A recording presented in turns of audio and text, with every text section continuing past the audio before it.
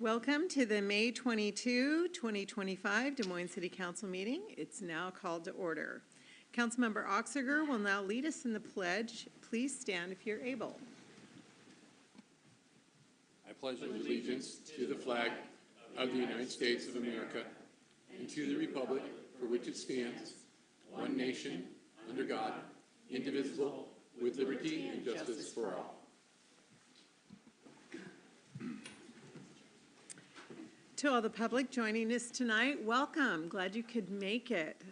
We thank you for attending and taking some time out of your sunny Thursday evening. For those watching online or on Channel 21, please know that we cannot attend to our phones from the dais. However, if you experience any technical difficulties while you're watching, please email cityclerk@desmoineswa.gov. So let the record show that all council members are present and that Councilmember Nutting will be participating remotely tonight. Tonight we have two proclamations, and we have a house full tonight as evidence. We'll be honoring our Public Works team, and the other proclamation will recognize LGBTQIA+ Pride Month.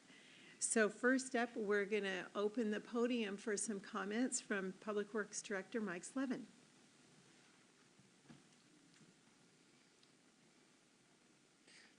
All right, good evening, Mayor and Council and citizens of the City of Des Moines. I'm Mike Slevin, I'm your Public Works Director, and I'm very pleased to accept this proclamation on behalf of the Public Works staff, many of which are here with us today. As many of you may know, our Public Works staff of 38 full-time employees, there's also 4 seasonal employees, works year-round, and they are available 24/7 when need be.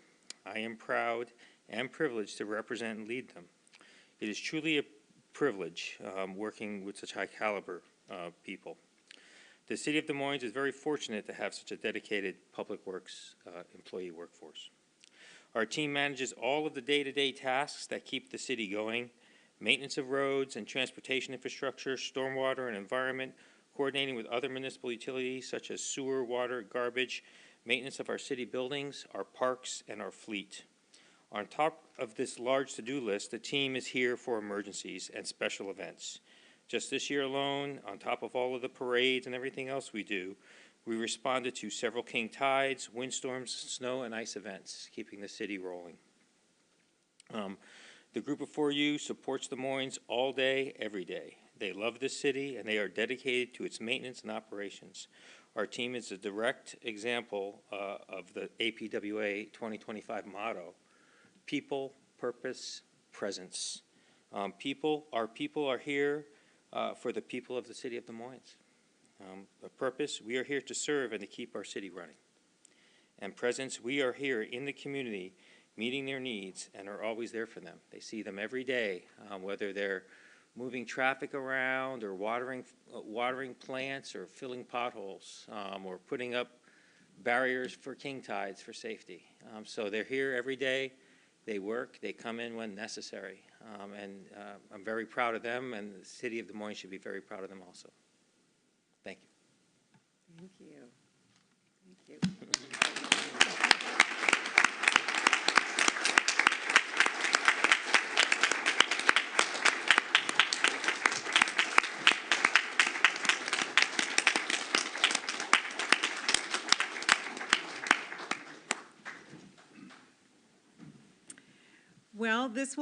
Well, we will complete the proclamation as a result of a motion. Usually we have discussion and comments after the motion, but I'm just going to open the dais right now to comments or anything anybody would like to say. Councilmember Harris, and then Councilmember. No, Mike was very gracious in responding to some questions I had about the flag project. And because I cringe at, giving people more to write, I forgot to ask one thing. This is sort of rhetorical, but over the months, I'd hear from residents who they would see the flag triangle thing be empty and so forth, and they would just sort of, because people are people, they'll say, oh, nothing's happening and so forth. And it would be good if just once in a while on these projects, you just sort of wrote down a number of all the prep work. I'm talking about decommissioning, down and away, okay, because to the public, it looks like, well, they only worked on it for 2 days, and they don't understand what, I even heard complaints when they were doing the bulkhead, even though the pile drivers are going, okay? There's just something about people only think that something is happening when the flagpole is going up.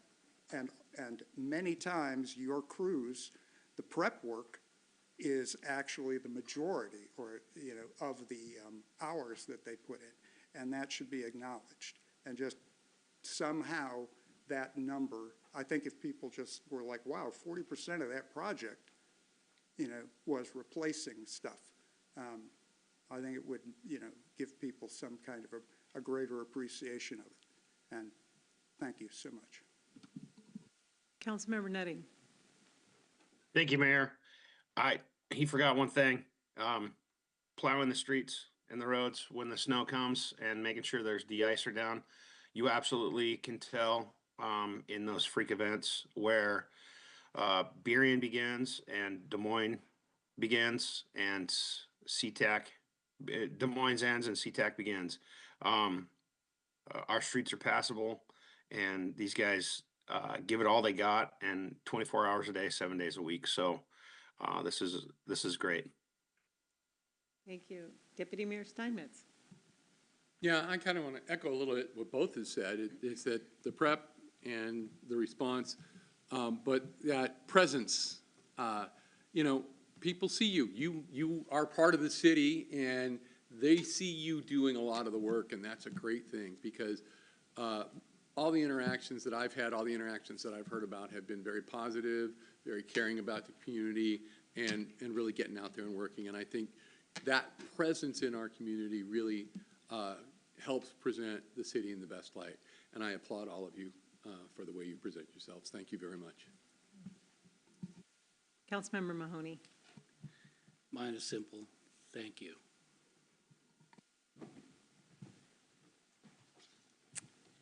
Well, same here.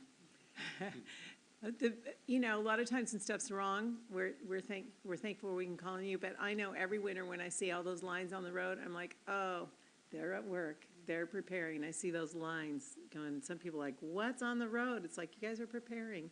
So thank you for the fixing and the preparing. Really appreciate it. Okay, so do we have a motion?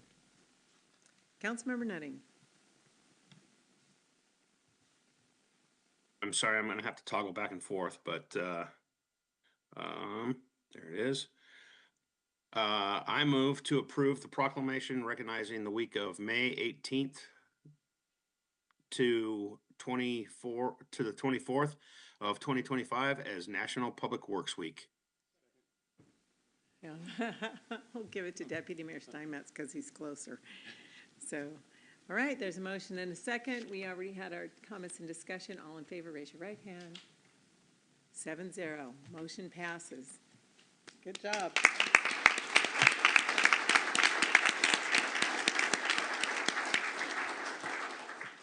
All right, so I'll read the proclamation and then we'll have a photo up. Whereas public works professionals focus on infrastructure, facilities, and services that are of vital importance to sustainable and resilient communities and to public health, high quality of life, and well-being of the people of Des Moines. And whereas these infrastructure, facilities, and services could not be provided without the dedicated efforts of public works professionals who are engineers, managers, and employees at all levels of government and the private sector who are responsible for rebuilding, improving, and protecting our nation's transportation, water supply, water treatment, and solid waste systems, public buildings, and other structures and facilities essential for our citizens. And whereas it's in the public interest for citizens, civic leaders, and children in Des Moines to gain knowledge of and maintain an ongoing interest and understanding of the importance of public works and public works programs in their respective communities. And whereas the year 2025 marks the 65th annual National Public Works Week, sponsored by the American Public Works Association, Canadian Public Works Association. Now, therefore, The Des Moines City Council hereby proclaims the week of May 18 through 24, 2025 as National Public Works Week.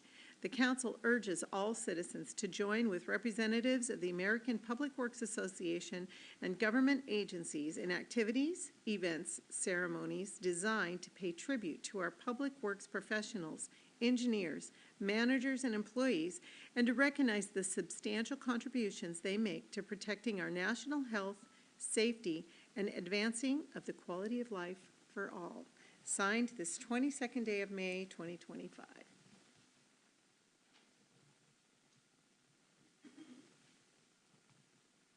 All right, pass this down here, and we'll have a little photo op. And Mike, can I give this to you? Yes. All right, everybody in orange has to come forward. Yes.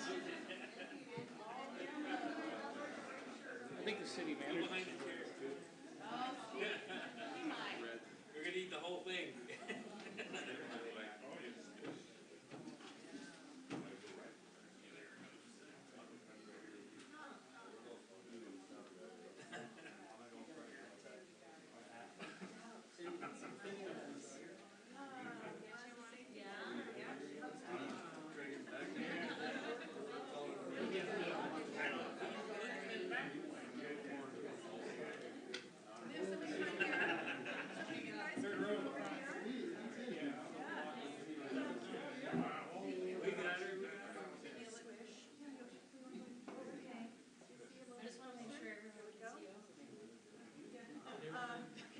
So, let's see here, I can't see you, so.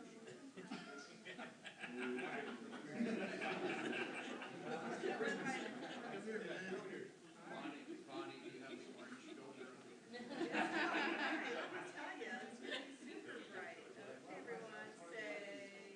Public Works. Awesome. Perfect, thank you. Good job.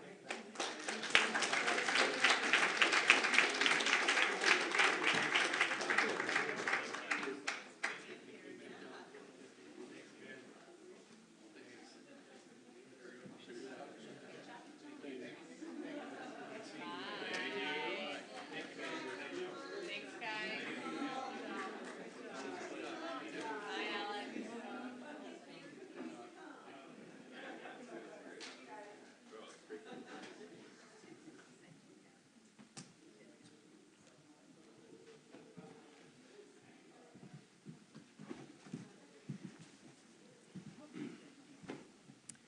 Oh, he's probably just helping. All right. Next, we have our LGBTQIA+ Pride Proclamation, and I'm going to invite Councilmember Grace Matsui to offer up some words, and then she'll be reading the proclamation for us. Well, thank you.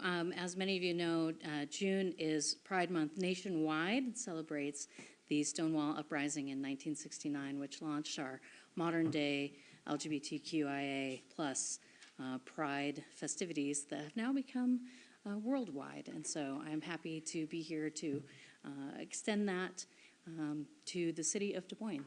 Thank you. I want to open the dais for any comments. Deputy Mayor Steinmetz.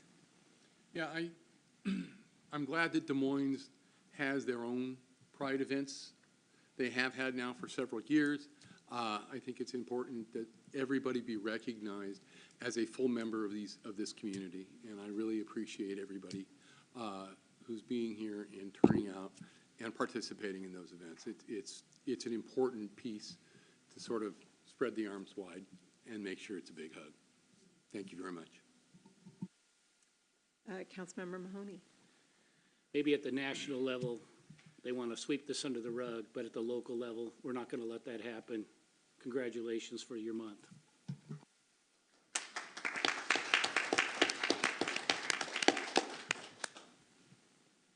Well, and I'd just like to say thank you for being here, those of you that came for this proclamation. And anytime there's a sector of the populace that's being downtrodden, hurt, abused, betrayed, they need advocacy and someone like put their arms around them, right? So thank you. All right. So go ahead and read the, oh, no, we have to have a motion. So first we need a motion, and that would be, Sure. I move to approve the proclamation recognizing June as LGBTQIA+ Pride Month. second, Deputy Mayor Steinmetz, and we had. You accepted, I know. You just need to lean back. So we already had our comments, so all in favor, raise your right hand. And it looks like 7-0, motion passes. Congratulations.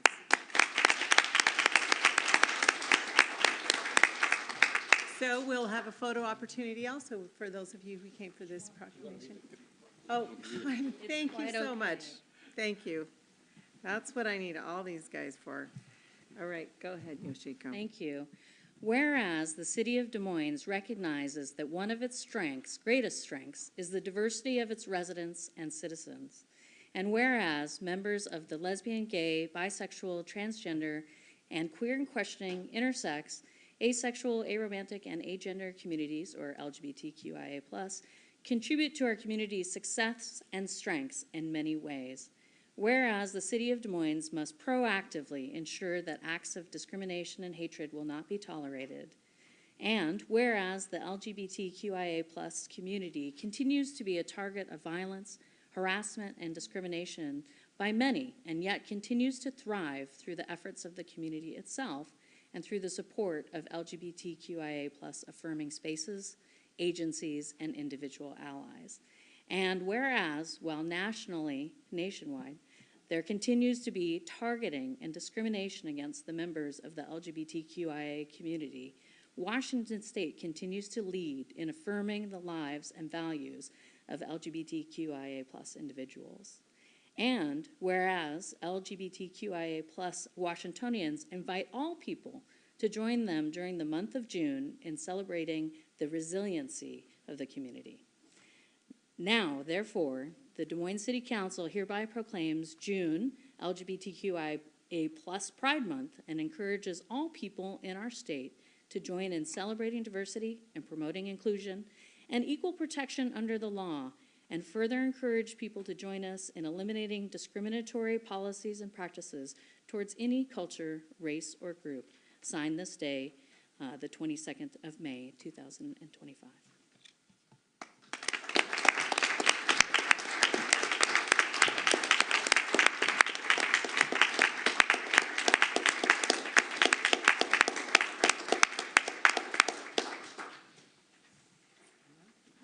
So now we can have a photo op. You got the photo op.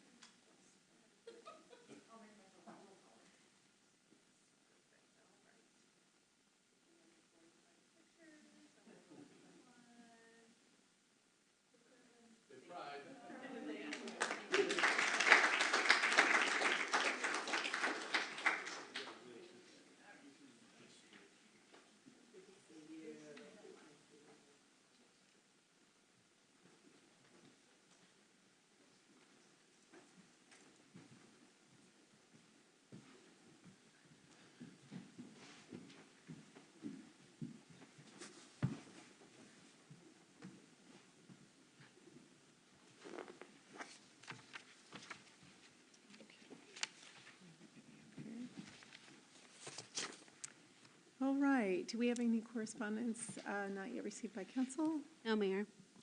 Thank you. So now it's time for comments from the public, and we ask that you please keep your comments respectful and recognize that any person speaking or acting in a way that's disruptive to the meeting will be removed. Also because, just a little note here, because it is now campaign season, as you may know, filing week for people running for councils all over the state, cities all over the state. That closed last week, time for campaigns. I'll be reading this reminder here and there. Please note that the state law prohibits the use of public facilities to make a statement in favor of or against a candidate for public office. So I would ask that anyone who's thinking about it refrain from making any statement regarding candidates that are running for public office from this podium. So if you are, which we do have some people signed up, if you've signed up, you'll have 3 minutes to speak. Please state your name and your city of residence when you come to the podium and as I call your name. So first up, we have Joe Schacht. Thank you. My name is Joe Schott, and my husband Bill and I live at South Shores on 6th Avenue here in Des Moines, and we are on the first floor. And so I know you're going to be discussing and talking to us about the Marina Steps later, and I'll kind of circle around to that. But my big issue, because of where we are, is the boat shed issue. I just want to remind people that our view and our enjoyment and the value of our condo is linked. It's not just the view that we're talking about. And we enjoy not just the water and Vashon Island, which if you put a 30-foot building in front of us, that's all we would see.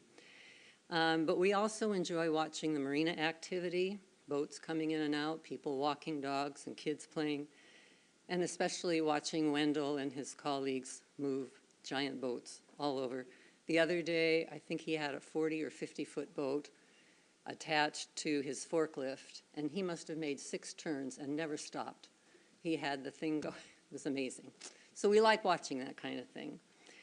What I would request is that building, if it goes there, be not more than 20 feet high, move it closer to the hill, which I think that was kind of in the earlier plan, and no green roof. I think that was also in an earlier plan. My experience with green roofs is that they don't get maintained, and they just turn into weeds and ivy and blackberry bushes, and they're ugly. I do appreciate very much the city planners and the public works guys that were here for the wonderful job that they have done on the bulkhead and the work on the North Marina floor. The Overlook Park is wonderful, and the new Veterans Memorial Triangle is also wonderful. And one of my favorite things that was instituted some time ago, but we still love, is the paid parking, so we don't have drag racing on Dock Street in front of our building anymore. So therefore, because we have seen all these good things happen, I trust that the planners and city planners and public works folks will make good choices for an unobstructive and aesthetically pleasing boat storage facility.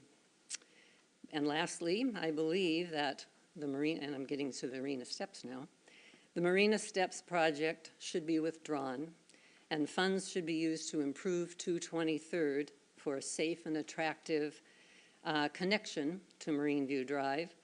And maybe you could put that boat storage thing on that hill instead. Thank you. Thank you, Joe. Next up, Jim Lampriello.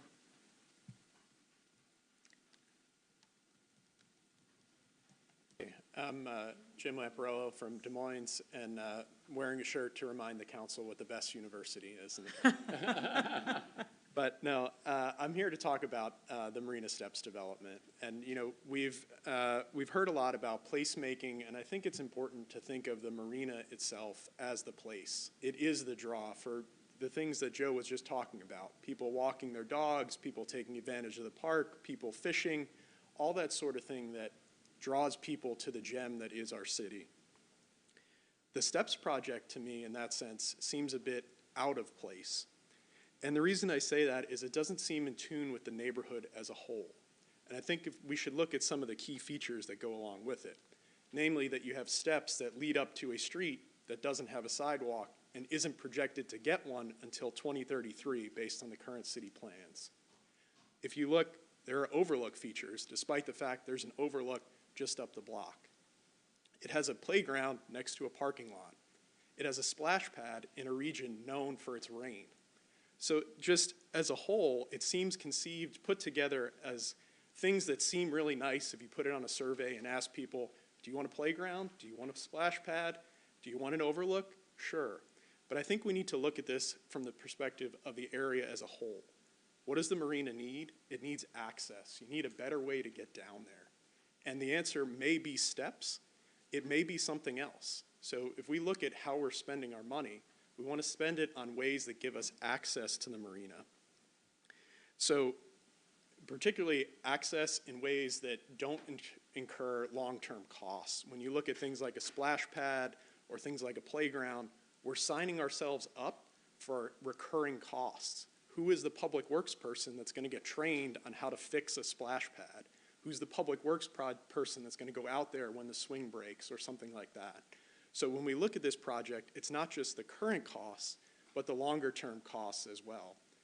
And finally, I would say it's really an opportunity cost, because once we go and pour $10 million worth of concrete, that's not changing. So we're making a decision on this project that's going to be long term, 20, 30, 40, 50 years from now. So we want to be absolutely sure that we're making the right decision. So I just wanted to throw that out there for your consideration as we get the updates later. Thank you. Thank you, Jim. Next up, Kelleen Silveda.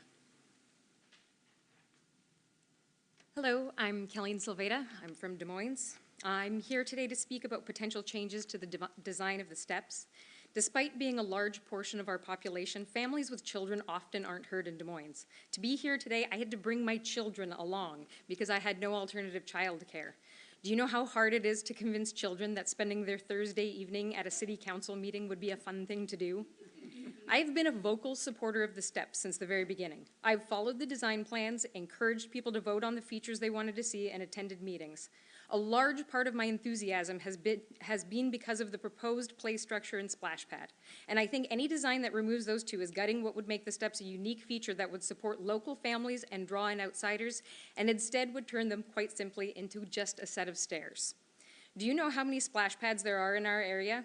I do, and probably the vast majority of parents in our town do too. I can count on one hand the number of splash pads, and they are packed in summer months. I drive to Auburn to take my kids to one because parking at Angle Lake is awful. As someone actively involved in our local parenting community, I've heard time and time again parents complain about our lack of parks. The majority of our parks are small neighborhood parks, absolutely vital for the surrounding neighborhoods, but not conveniently accessible to everyone.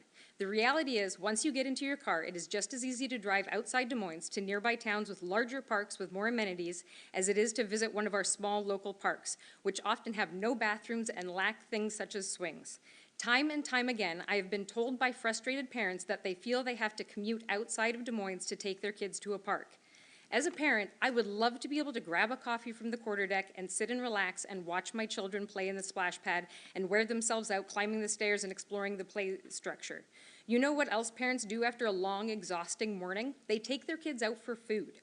If you want to support our local restaurants, get parents coming in, wearing their children out and taking them out for a meal. This isn't a matter of where do we want a splash pad and a play structure at the marina. It's a matter of, are we going to take this opportunity to build a splash pad and a play structure along with the steps, or are we going to return it to the list of things it would be nice to have someday?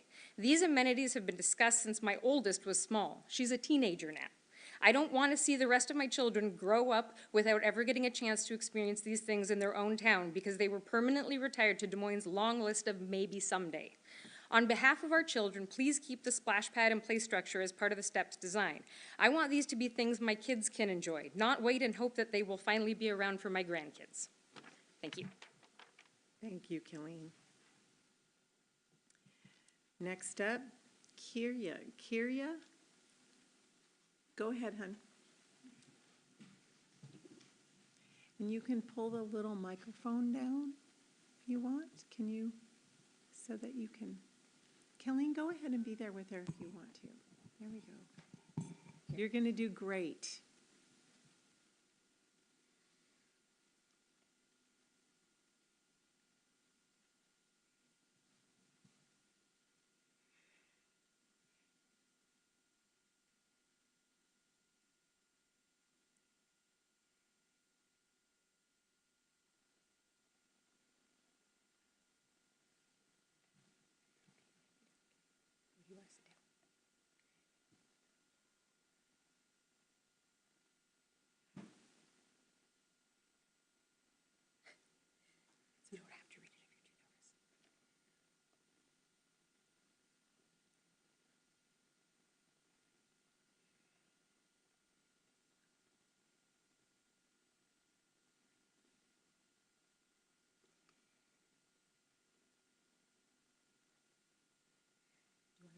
You want to read it? Oh, read it. Go ahead. It was very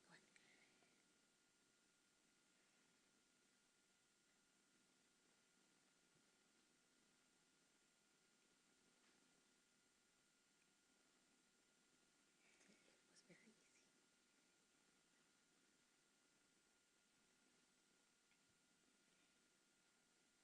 Would it be okay if I read her speech? Do you want me to read it for you? Yeah, You wanna- maybe together. You want to read it together? Say, it was very easy It was very easy to convince me to to come here because I want to, the playground and splash pad. I want the playground and splash pad because just spending a lot of money on stairs is less exciting than also having playground and splash pad. There are so many people who couldn't come to this meeting, but they wish they could because they really want a playground and splash pad. Splash pads are super fun, and I wish there were more. Thank you for listening to why I think we should add a playground and splash pad. Dang, I missed it.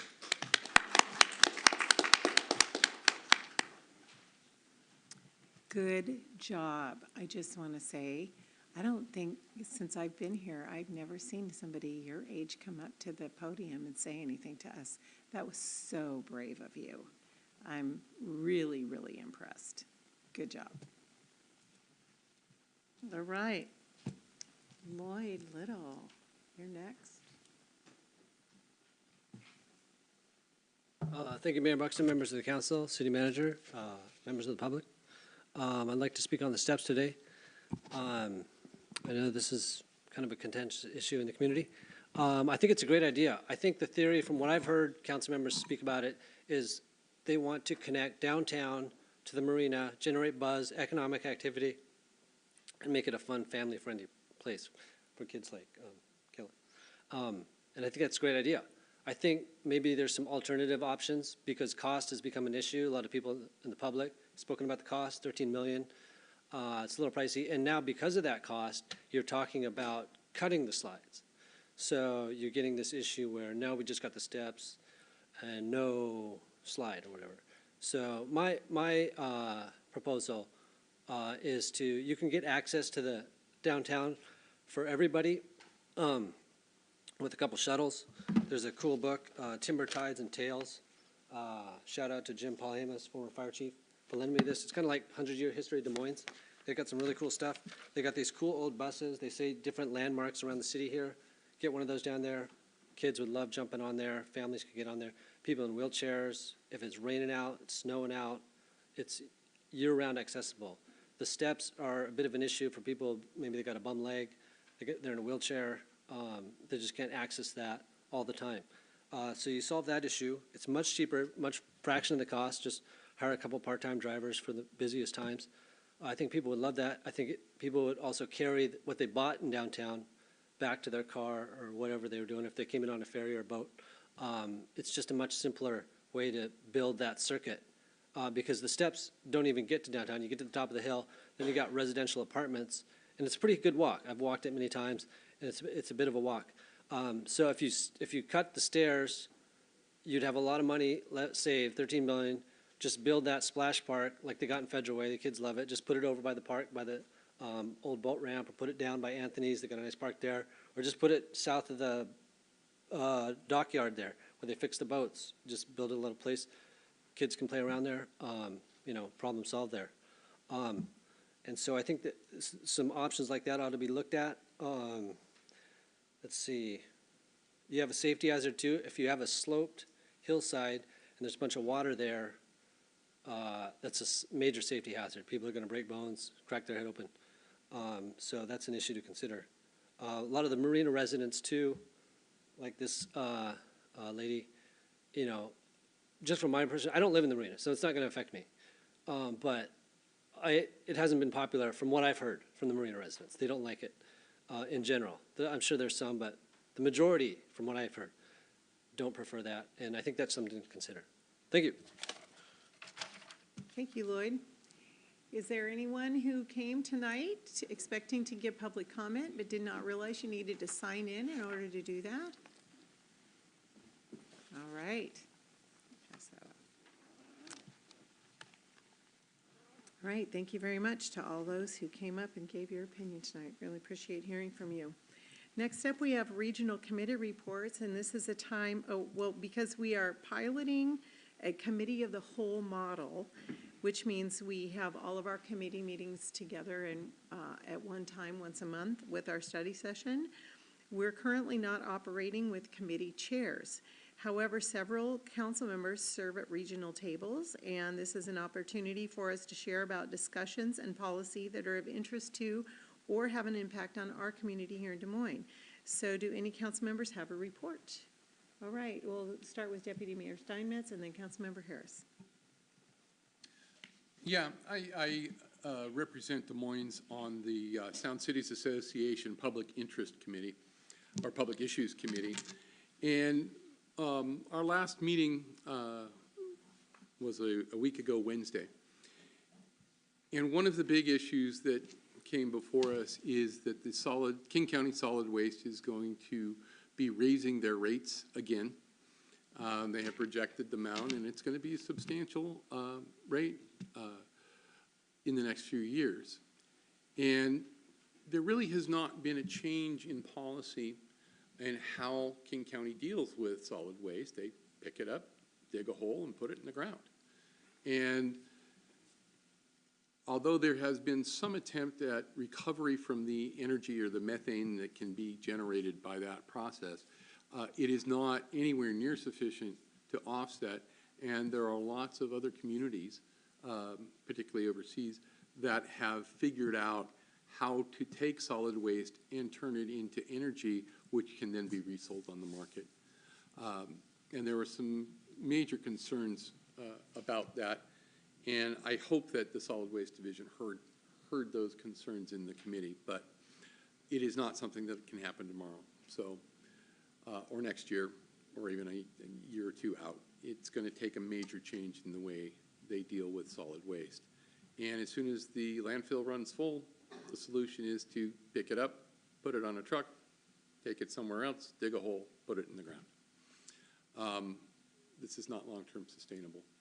And so if you have any concerns about your solid waste rates or the process by which they're trying or not to recover costs, you should contact the King County Council and let them know that perhaps this is something that they want to address. Okay, thank you. Councilmember Harris. Thank you. I serve on the Regional Transit Committee Advisory, and they're, they are still in COVID recovery mode. Many routes were shut down, and they're getting back up to speed. Ridership is surprisingly almost at pre-COVID levels. Now they are developing an outreach program specifically targeted to young people who can ride for free up until the age of 18 and seniors. And but wouldn't you know it, they also have been doged. They have been sued, and they are suing back to eliminate their grant funding to do their public outreach programs. I try not to bring, national politics into this, but unfortunately, just at the time when they would like to develop an outreach program to increase ridership here, and we have the loveliest of connectivity to Angle Lake and with the shuttle and the marina and so forth, they're struggling. So several of us, Councilmember Quinn, King County, Councilmember Troutner in Kent, we noted that the library system, especially in Des Moines, is a big nexus for kids, and City Hall is next to the library. So with the mayor's promotion of the library as a community place, we talked about having some form of, as I've been saying, a way for a sign-up program at City Hall, at the two libraries. You want to get kids into this system so that they can you know, every kid comes to the library and they sort of get kitted out. They get the library card, and when they get the library card, they should get the Orca card.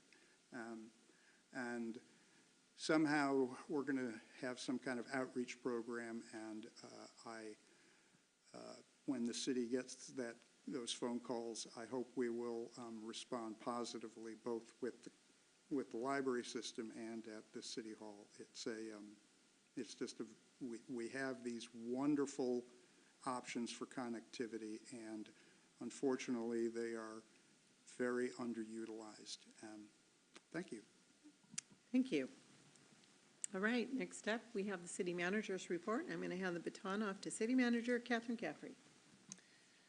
We have a couple of items tonight. The first item, as Assistant Chief Stanton and Chief Bowe come up, is regarding our pet licensing program.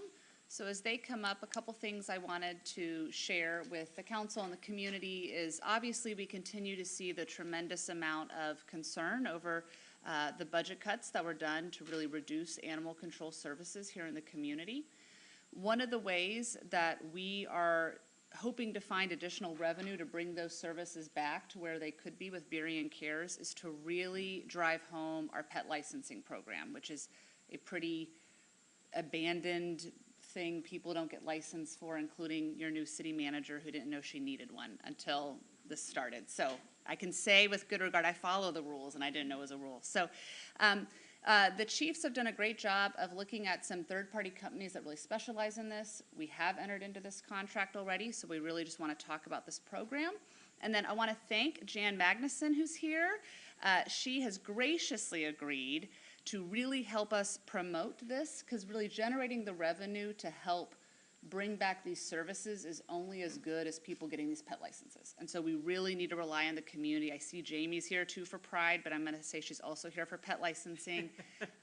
We really need to drive home. So they're going to talk real briefly about the actual service, but then please know there will be a lot of promotion coming out. Bear Caffrey and Decaf Caffrey will become licensed as soon as it launches.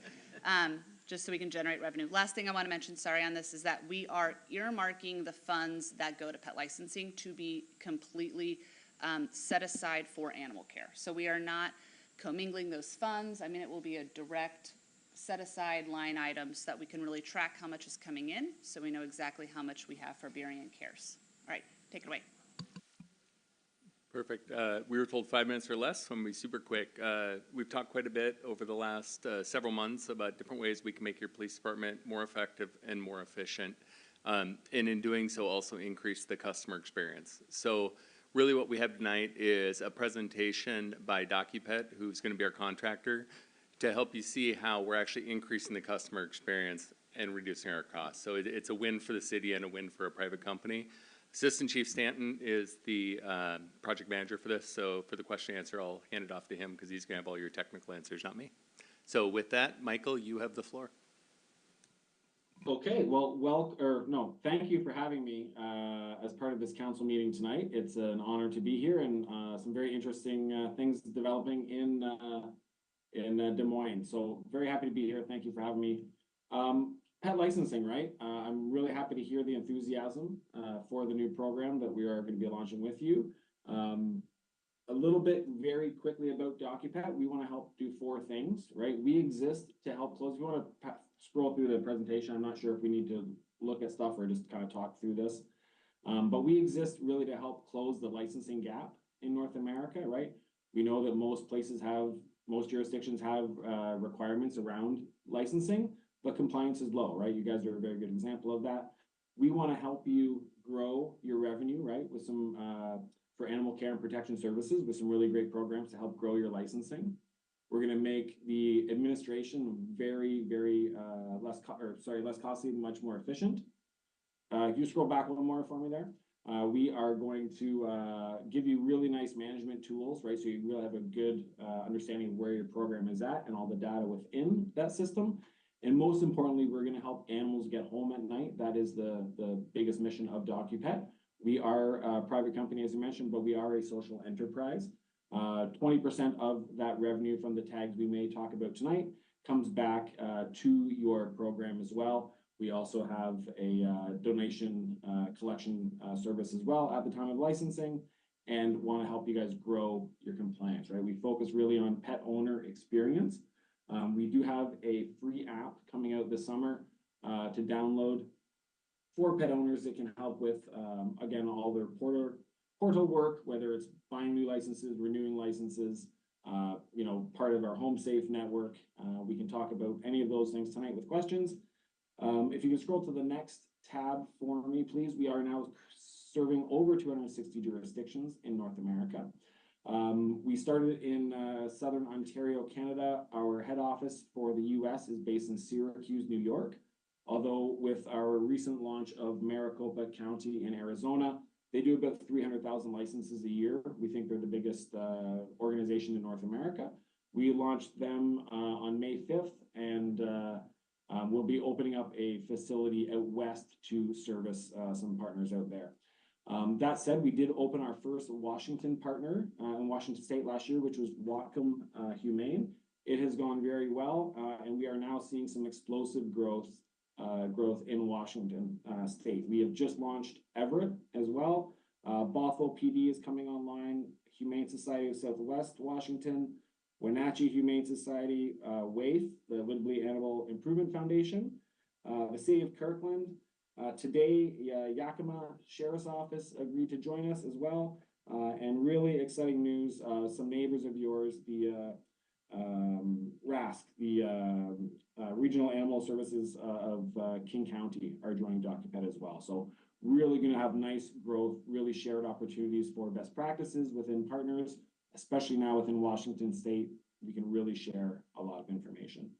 I know we wanted to go into a canvassing demo tonight. I realize we are very short on time. I am going to pass that off. I will send a recorded webinar if anyone is interested in seeing that. We can kind of pass through this. The National Pet Registration is a new program that we are launching for services for areas or municipalities that do not have licensing, right? But they still want to take advantage of the DocuPet Get Home Safe service, right? So it'll be a free program for shelters and a free program for pet owners in that regard. Are there any specific questions, Corey, that we wanted to detail tonight before I turn it back over to you, or anything I haven't touched on? Michael, can you get into the canvassing as far as the community involvement in both? Sure. Yeah, can you just scroll down to the canvassing tab? It should be just a few, probably 6 or 8 tabs down. So when we partner with a new group, we are going to select or ask you to supply both your historical licensing sales, you can keep going, as well, there you go, as well as your GIS information, okay? What we're going to do is we are going to overlay onto our canvassing program all of your licensing information onto a map, okay? So now you can see there's a little bit of visualization there. Any address with a blue address number means that all of the licenses there are up to date, right, and within term. Anybody with a red address means that they've licensed with you in the past, but are currently expired, right? Anybody with a gray address, we don't have information on. So with that information, you can decide how you might canvass, right, a community. You can draw these little zones. You can compare information or stats between different communities within your jurisdiction. You can set up walking routes to make sure they're efficient.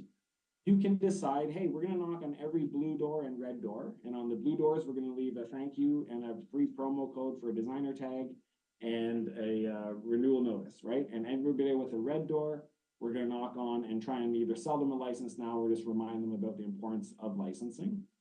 If you decide to knock on every door, that's great. If you decide that, someone comes to the door and says, hey, I don't have a dog, leave me alone, don't come back.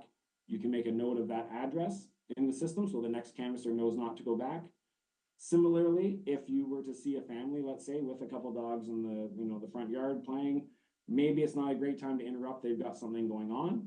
You can make a note of that address in the system as well and send a letter right to the pet owner. This is obviously very helpful for canvassing, right? Grassroots kind of, feet on the ground sort of thing. It's excellent if you can get volunteers, right? We have a lot of humane societies that will have, dog walkers or that'll kind of do this as part of their routine.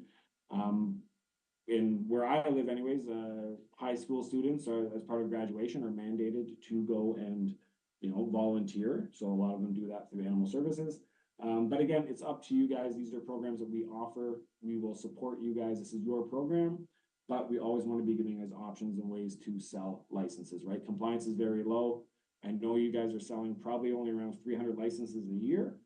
That number, even just to get to a national average, should be 1,500 to 1,900, right? You're very, very low. So we want to make sure that we get that revenue generated back for your group. I'm not sure if the next slide has the ROI. There we go. This was from a very large partner of ours in California. They did just over 27,000 visits in 2023. Identified pets at almost 9% of, or 10% of those visits. 60% of those identifications resulted in a license sale, right? Which meant about $2.50 on average per visit. So these are all kind of stats that we would share, give you guys the opportunity to go out and really promote that. As I said, all of the marketing materials, or as I mentioned with Corey, all of our marketing materials are available to your communications team. I'm really happy to hear that you're going to be promoting this. We will help design. We've got posters, postcards, door hangers, social media messaging, photos, articles, all of that stuff available for you to pick from our marketing library. We will tailor those with your logos, your information that you want it to have. And there's no charge for any of that design work, okay? The only charge would be if you need us to print off the physical materials, right? Ordinarily, we'll just send you the print-ready files, and you can print them off at a local printer. Okay? Anything else, Corey, you wanted me to touch on tonight? I'll open up to the council if there's any specific questions you have for Michael. Yeah. Councilmember Harris. Yeah, this is into the weeds, but do you happen to have an API for developers? For like a shelter-based ERP system sort of thing, or what? In which regard? We're working on a new website. Do you have like an integration document? I'm not trying to put you on the spot. I'm just. Yeah, no, so essentially we would have a link on your city website, on your, animal services website, on your, PD website saying, for licensing within this jurisdiction, please click this link, and it would take you into Des Moines, wa.docupet.com. We're actually just about to launch Des Moines, Iowa as well. So there could be a little bit of confusion starting off here with Des Moines and Des Moines. But yeah, essentially, they're very easy to get to the DocuPet system. But if the cloud-based service, you as administrators and the pet owners don't need to download, any software or anything onto the computer. It's all cloud-based. Thank you, sir. Yeah, Madam Chair. And I would like to note that I have much respect for your Red Wings hat. I am I'm not a Red Wings fan, but I'm an Original Six hockey fan, so I like your Red Wings hat. Any other questions at the moment? I do. Is there just to clarify, did you say that 20% of the revenue that comes in comes back to us? Yeah, so let me clarify that. So we will create what we call a generic tag. All right, so every pet owner is going to receive at no cost to the pet owner, at no cost to your city or the PD, a generic tag. This is one from Sandusky, Ohio, okay? We will create a generic tag with no cost to you or the pet owner with the City of Des Moines logo on it that you'll design. Those will go out with every single license. Unless a pet owner decides, I've probably got a couple examples here, to buy some designer tags, right? So we've got these kind of, blinged out tags. There's a hockey one. We've got, there's one for Ohio. If you're from Ohio, we'll probably have a Washington State one, right? You're a bad at the bone kind of guy. Those are what we sell. That's how DocuPet makes our money, right? Is selling those. But 20% of that revenue will come back to you in a donation. It's called our Safe and Happy Fund. So 20% of all tag sales throughout the, North America get donated to our Safe and Happy Fund, and then annually, that is distributed out to our partners. We have, again, that's going to depend a lot on the size and how many licenses you sell and all that sort of stuff. We have some partners that, actually make more from donations now than it costs to service DocuPet, right? We're exceedingly affordable, as you all know. But there's a really nice generation point there. We do send out checks, like I said, annually for, thousands and thousands of dollars. It's a really great program. So, But just to clear, I'm sorry, Mayor, but just to clarify, we receive 100% of the pet licensing fees. So the 20% is just if you want like your custom bad to the bone tag, but just your basic one, we receive 100% of that. We've paid a flat fee to DocuPet that was very minimal. We've already signed that. So I just want to be really clear to people, we're getting 100% back. okay. Yes, we don't take a cut of your licensing revenue, right? We don't charge you $2 or $3 per license that you sell, anything like that. We make our money selling these upgraded designer tags, but we share that revenue with you, right? We share 20% of that with our partners. So connected with that, I don't know if it was a conversation between the two of you. Is there any projection for what we expect in revenue? I know that's a hard question, but. From a revenue standpoint, that will be obviously up to you guys to decide because you will set your pricing, right? How much a license is sold for. We will be able to give you insights and say, on average in, Washington State with our partners, your price is X amount above average or X, Y amount below average, right?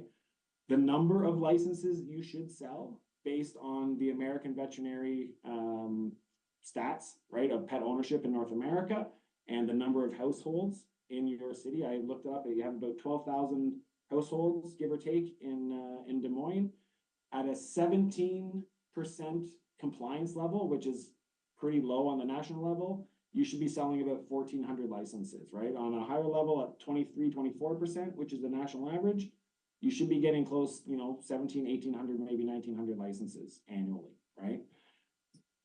You do the math times that by whatever you're going to charge it for, right? We want to get you up to at least that level, right? We're going to help you promote it. You guys have no administrative burdens anymore, right? So again, we've got partners that grow 2, 3, 4, 5% a year, right? On average. We have other partners that really actually take advantage of the DocuPet system and grow 20, 30% a year, okay? We have some partners that honestly just use us as a software, service, and they are happy just to maintain or do whatever because they're not really in the animal welfare world. It's a, small municipality that just has to do it because they have to and they don't really want to do it, right? So it's your program, you set up the details, we charge what you want, you get all your revenue, right? We don't take any cuts like that sort of stuff. There's no annual fees, there's no renewal fees, anything like that. All of our contracts have 90-day penalty-free escape clauses, right? We've got an exceptional retention rate, over 99%. We've only ever had, I think, 6 partners ever, leave us, and 3 of those are ones that we ended the contract with, honestly. So thank you so much, Michael. Let me have Chief Stanton actually do that math for us of what we think we're going to come. So over the next few years, our goal is to get up far exceed what we are right now. We're selling 300 to 400 licenses a year. If we can get up to 1,000 to 1,500 a year, we're looking at $44,000 to up to $66,000 per year that we could dedicate to animal control services.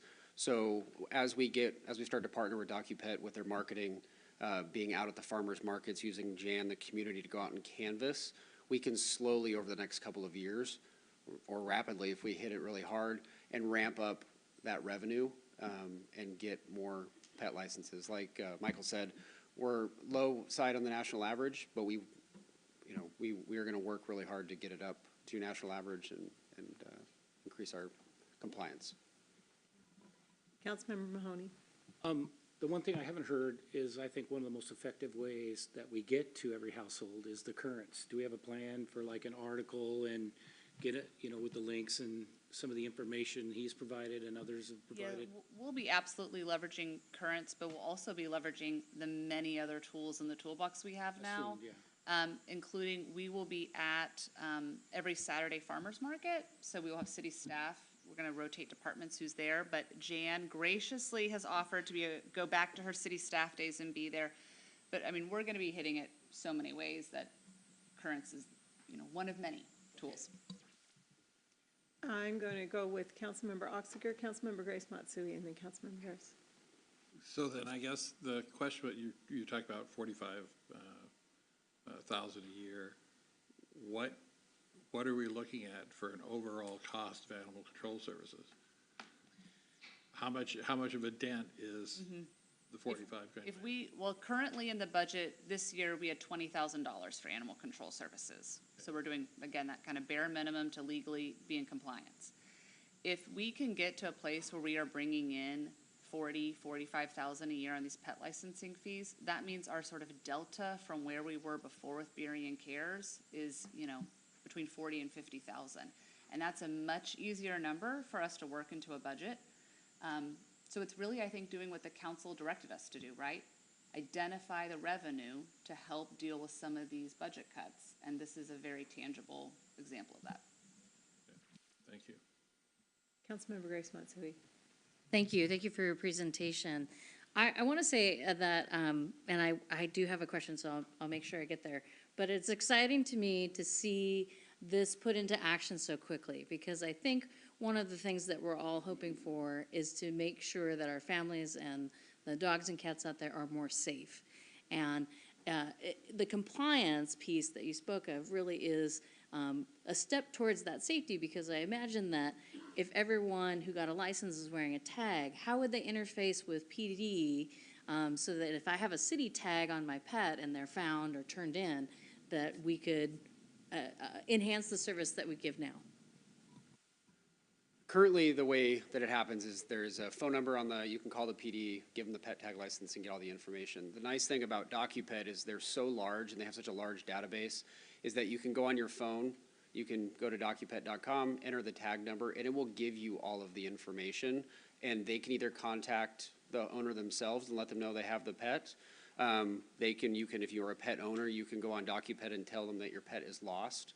And if somebody moves into our neighborhood, coming from another DocuPet jurisdiction, that information, as soon as they update, goes into our database, and then that license then transfers over to us without having to do anything. It all happens in the back end with DocuPet. So it does create a much safer environment for all the animals. Great, thank you so much. And again, I just want to say I'm really appreciative of the folks who came together to put this program in place as quickly as it has. Thank you. Councilmember Harris. Thank you. I do have a question, but rhetorically, if you just look at our budget documents from 15 years ago, they had an animal control page, and if we just get anywhere close to the compliance we used to have, we're golden. So I'm not even worried about the dollars. You just get the numbers. I don't know if it's a privacy thing or something, but an officer finds an animal and scans it. Can you correlate that with the DocuPet system? Michael, correct me if I'm wrong, but all the microchip, all that information goes into DocuPet when they set up their policy. So we can look it up. We have a back-end access, so we can go in and look at DocuPet using both the microchip if they don't have the tag on. We can run it through the DocuPet or contact the microchip company themselves and contact the owner. That's the right answer. Thank you. Looks like we're good from here. Jeremy has a. Oh, I think Jeremy has a question. yeah, thank you. Jeremy.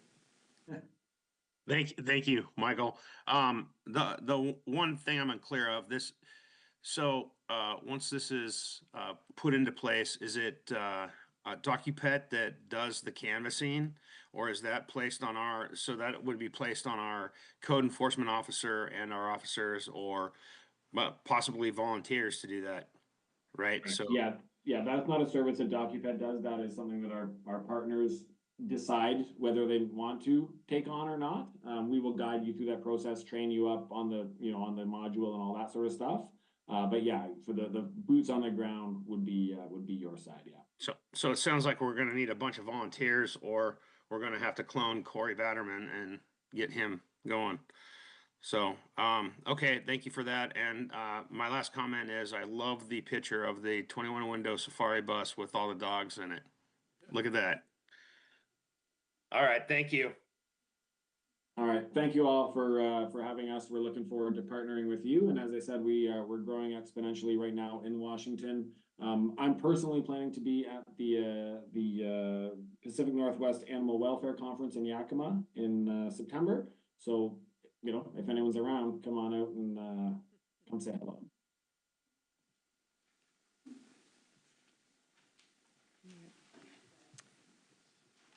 So then you're next. Yeah, go to the next. Our item. next item is a capital projects update. So as Mike Slevin comes up, I want to set a little bit of foundation on this.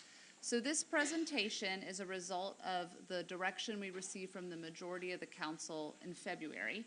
So what we will have a brief update on all the projects, but really we were asked to come back with a status update on the value engineering options. I have heard a lot of really great comments, and we've gotten some emails about, you know, what if we sort of reimagined the project that is the steps as a whole? What if we really changed elements? What if we changed the location?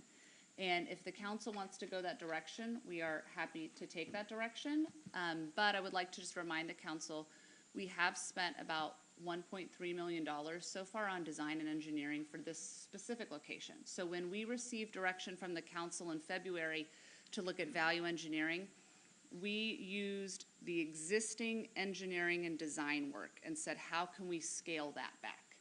So to totally reimagine a different project would really be akin to like a new project and a new design effort. So we just want to kind of remind the council of that.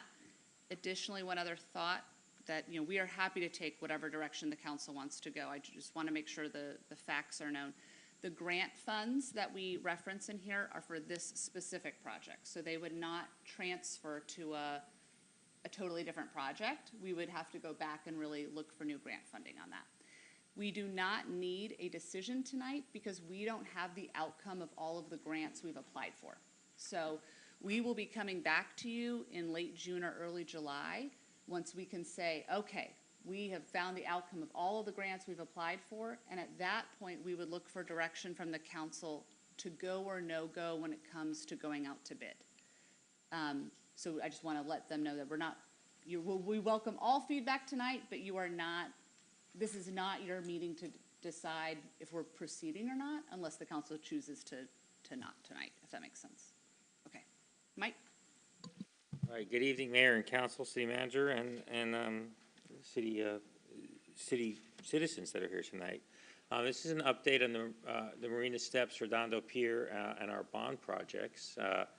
We've been making some pretty good progress, and so I'm just going to start going through it. So first, we're going to do an overview.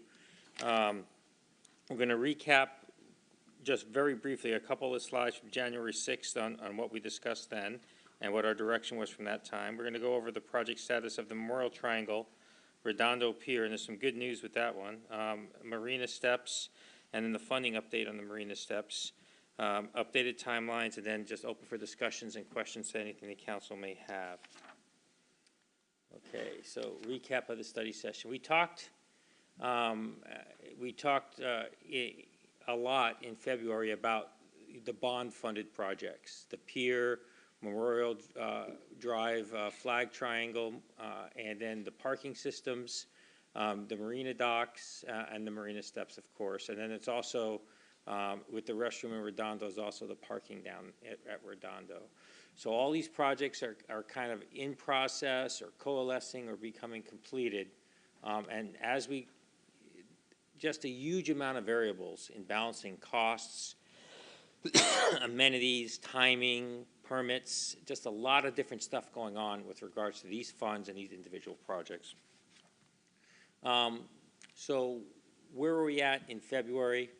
And this is what we were saying is that, and one of the takeaways from the February meeting was I was thinking in regards to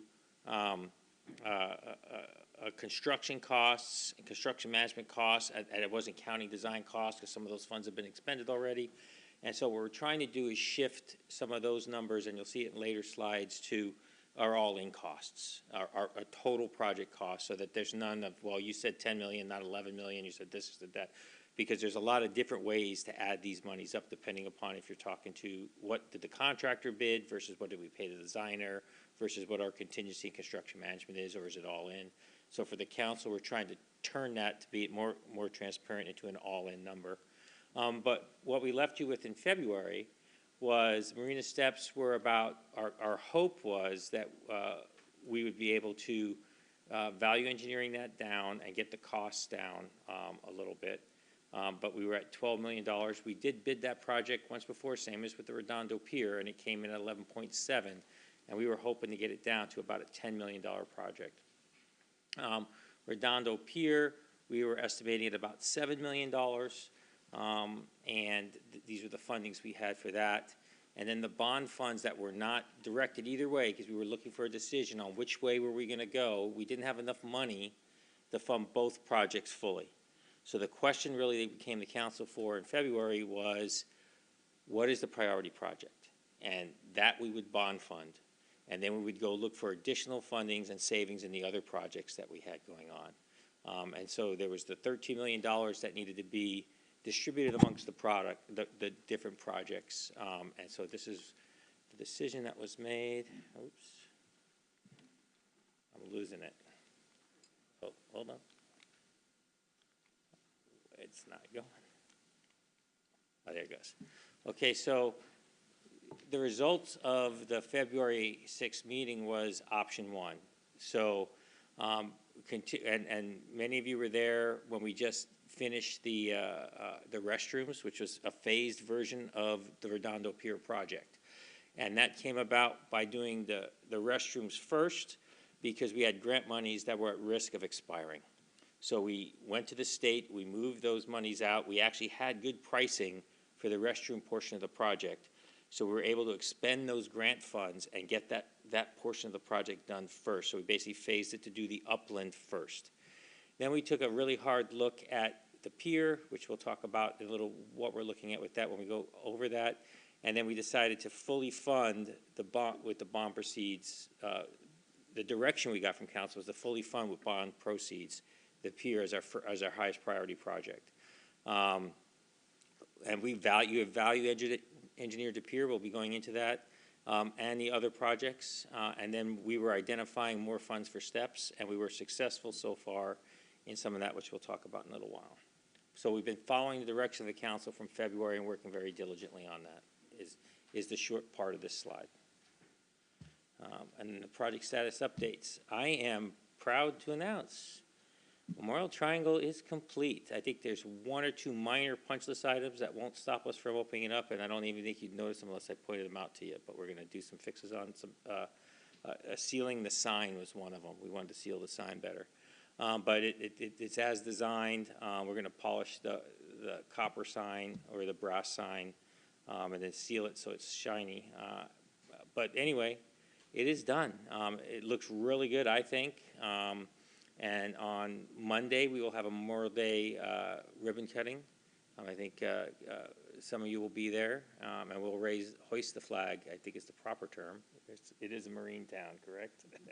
I look at the harbor master. We hoist the flag. We don't raise the flag, right? We are going to hoist the flag for the first time at 2 o'clock during the ceremony at 2 o'clock on Monday, and I'm really looking forward to that. This is the first project that we've been able to do that was a 100% bond project. And, well, it's not a 100% bond project, but it had bonds in it, and it was listed in the original one. So that's good news. Redondo Fishing Pier, we did the redesign. Again, the major driver on the redesign and value engineering on this was the original environmental permits required us to keep, a quick reminder, the 12-inch pilings. The 12-inch pilings had to go almost twice as deep and also had to be excavated out the interior of the hollow pilings and then filled with concrete and rebar, which really drove the costs up. The new pilings with the new permitting, we had to re-permit to get those or amend the existing permit or 18-inch, which means we can go much less deep, and we're hopefully, our cost estimates are coming in much more affordable to do that. The permit amendments, and this is the good piece, they were in progress. Well, we got a call today. We've been working very hard to try to get the answer before this meeting. We do not have the paper yet, but the Corps of Engineers has received the NIMS approval verbally. And so hopefully by the end of next week, we will have a core letter in hand. I'm very confident and very positive after that discussion. I would not be bringing it up to you because if I have to pull that back, I'm going to be eating some crow here. But I'm confident that we will be advertising at this point on June 5th. Which is, could we make it any tighter? We actually have about a week before I would really start worry about the fish window. If we had to push it out 1 more or 2 more weeks, we have the days to complete the project, but we run into the weather in November. So we want all the in-water work to be done by the end of October. Otherwise, a couple of king tides could really throw some curveballs, and we don't want to see that. So right now, we're looking pretty positive at that. The current estimate after the redesign is about $6 million, just a little bit over. And like I said, if we get this week or next week, we will be bidding in June, advertising in June. This is good stuff. The funding for the pier, we had $276,000 of initial state design grant. There's $857,000 of REIT pledged to this project, and we backed in the bond funds necessary to complete the project to the estimate, which was $6,023,000. These are construction estimates, right? So if prices come in less, there's more bonds that'll be available for the stairs or another project as desired, or if it comes in more, this is the priority project from the vote in February, the monies will switch this way, right? So it just really comes in and sees what that is. And so, but everything is estimated, but we're counting this project as fully funded based upon the funds that are in the bond fund and the direction of council. So this fully funded project. Marina steps, directions we received with the value engineer project. I'm going to go over that. Reduce the scope, lower the budget, and the intent of that reduction in scope was to maintain the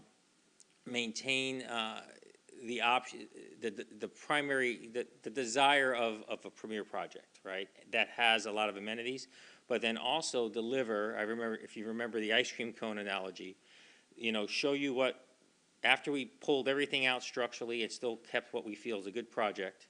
What were additional items that could come out, right? And so the cost estimate that we had, which is actually a bid number, was 11.7 from the previous bid. We've gone in and we've done things like, and these are items that we have accepted as cost-saving items. So there's no council direction on these ones, unless you want us to put them back in, which you can always do that, I guess. But was delete the underground power. We have power on poles on 223rd. And one of the things we did to reduce these costs right now was to delete that portion of the project, and we'll address that when we get grants for doing the 223rd connector, because they don't really affect this project. We were just like, we were in there, let's knock these out now. Those can be delayed to when we do 223rd. You'll see in some of the pictures, when we look at the pictures, there was at each landing of the steps, there was 3 cantilevers out. Very beautiful ideas, but because you're cantilevering that concrete out, the retaining walls were wider, thicker, stronger to support that loading, which drove the retaining wall costs up. So there's retaining wall cost savings there. Specialty concrete reduction, there was a lot of specialty concrete in the original design with regards to aggregates and very, more than functional. So we've reduced the flat work, especially concrete, particularly the concrete you walk on. Still a lot of aesthetic concrete around the sides, but we've on the vertical surfaces to see it, to make it look really nice as a project. But we did reduce that. And then eliminated the drift logs. There was a big desire to have drift logs as kind of art. There's a lot of them. That was a substantial amount of money, especially landscaping for the drift logs and things like that. So we reduced that package a little bit. And we took the logs out, and that saved us some money. And so that brought the whole project down, we believe, about $1.5 million. Of course, we're also fighting against inflation at the same time. So we're hoping right now at our engineer's estimate that we're at about $10 million from when we go out to bid. So that's what we're hoping. Going back to what the original design bid was that came in at 11.7, this is it. You see there's the drift logs in there. And they may not have gotten all the drift logs out of the other pictures. I think we got most of them. You see the vertical playground, the splash pad at the bottom, and then the cantilevered ledges above the water feature, which is a stormwater feature that helps water quality and those types of functions. We've got a grant. Part of the process in here is a grant from Department of Ecology for stormwater to show an educational stormwater feature through here, which is a weir wall. Right, I'm sorry to interrupt you. Which Try to is make your eye contact. Can you make sure you talk about the switchbacks and the purpose they serve and why they can't be eliminated? Oh, absolutely. So we did see some comments, and when we went up to North Hill, people were like, well, why are we doing these switchbacks? All we need is a staircase. The drivers for that is pedestrian connections and ADA requirements, right? So this is a completely ADA compliant from top to bottom of the stairs. Similar to something, if you've seen one, only it's double-sided with the stairs up the middle, and the ADA goes on both sides in Tacoma at the 19th Street at the UWT down there. So it's a requirement for that, and it also gives us a really great way to connect to the park with landings, so you can get back and forth, and the kids can run back and forth and do all of that kind of cool stuff. But the driver with that is that it's an ADA accessible path. Okay, so that was the original. And this is the no deductive alternatives, right? So this is the 1.7 cuts, the $10 million estimate. And you can see we've taken off the overhangs on the different landings. I don't, they were nice, but I don't think they do. You still get great views from just the landings themselves. The overhead power, though it's not shown in here, is still up there, is still there. And then the concrete, in this view, you would not notice the concrete changes that are done. It's too small of a scale. But you can see that the logs have been pulled out of this particular rendering. Again, this one shows the 4 items that we can still cut that are going to be deductive alternates in the bidding process, which is the playground, the splash pad. There's some lighting, and then the weir wall itself, which is where the water. I don't know if this has a laser on it or not. I don't think it does. But there's a wall near the top of the stairs there that water will trickle down. It's part of a weir wall that then goes through the stormwater function. So there's a little water feature built in. That's what the weir wall is. This is from the bottom looking up with the spray park there. I kind of like this particular view because it kind of shows you the grade break and the level of it gives you a better idea of what the ADA ramps, why the length of the ADA ramps are needed to make this grade break. And here's this. Now this is where we're getting into the deductive alternates, right? So there'll be 4 deductive alternates. The splash pad is estimated at about 130K. And you see this is what it would look like if we cut just the splash pad out, taking out the pipes and all that. But you do have to put something there, so there's some concrete that offsets some of the deduction of the splash pad. But it's about $130,000 of additional savings to deduct the splash pad. Then there is deducting for an additional this is splash pad, no park, no vertical park, and that's about a $250,000 savings. So if you did both, it would be $380,000, right? So, but yeah, this is with the splash pad, but no vertical park. And then this is no play area, no park, and we also pull out the weir wall water feature piece and additional step lighting. Not required by any code, but downward step lighting built into the steps is really nice for a night feature. A feature, if you can have it at night, it's kind of an accent piece, and that was about a $40,000 reduction if we reduce that. So those are the 4 things we're saying that we could still have the ability to cut if we need to cut another $500,000 out of the project. And so updated costs, we're at 10 million without any additional deductive alternates. The splash pad brings us down to 9.87. No play area is 9.75, and we're at 9.5 with just the basic steps. Then additional, right, this is where we're going back to talking about all project costs, right? So design, permitting, contingency, construction, management, we're at about 3.87. And that's like 1.2 of that is already been done in design and those types of things. So, and then there's about $1 million of contingency in that $3.8 million number also, just because you need to have a contingency to be prudent. And so what we showed you was the numbers on the left on 2.6, which we saw at the beginning of the presentation, but those were construction-only numbers. And then on the right, you're looking at the funding pieces, right? So this is some really good news we've received, right? So we've reduced the steps price, construction price, to $10 million. We have already secured 1.5 in grants. We have just secured in this budget cycle, I think it was signed, the governor signed it yesterday, a day before, something like that. So we have to still do the paperwork for it, but it's been signed and it is in the budget, an additional $1 million of state monies that will be administered through the Department of Commerce. Their support of this project for local business growth. We are in the queue.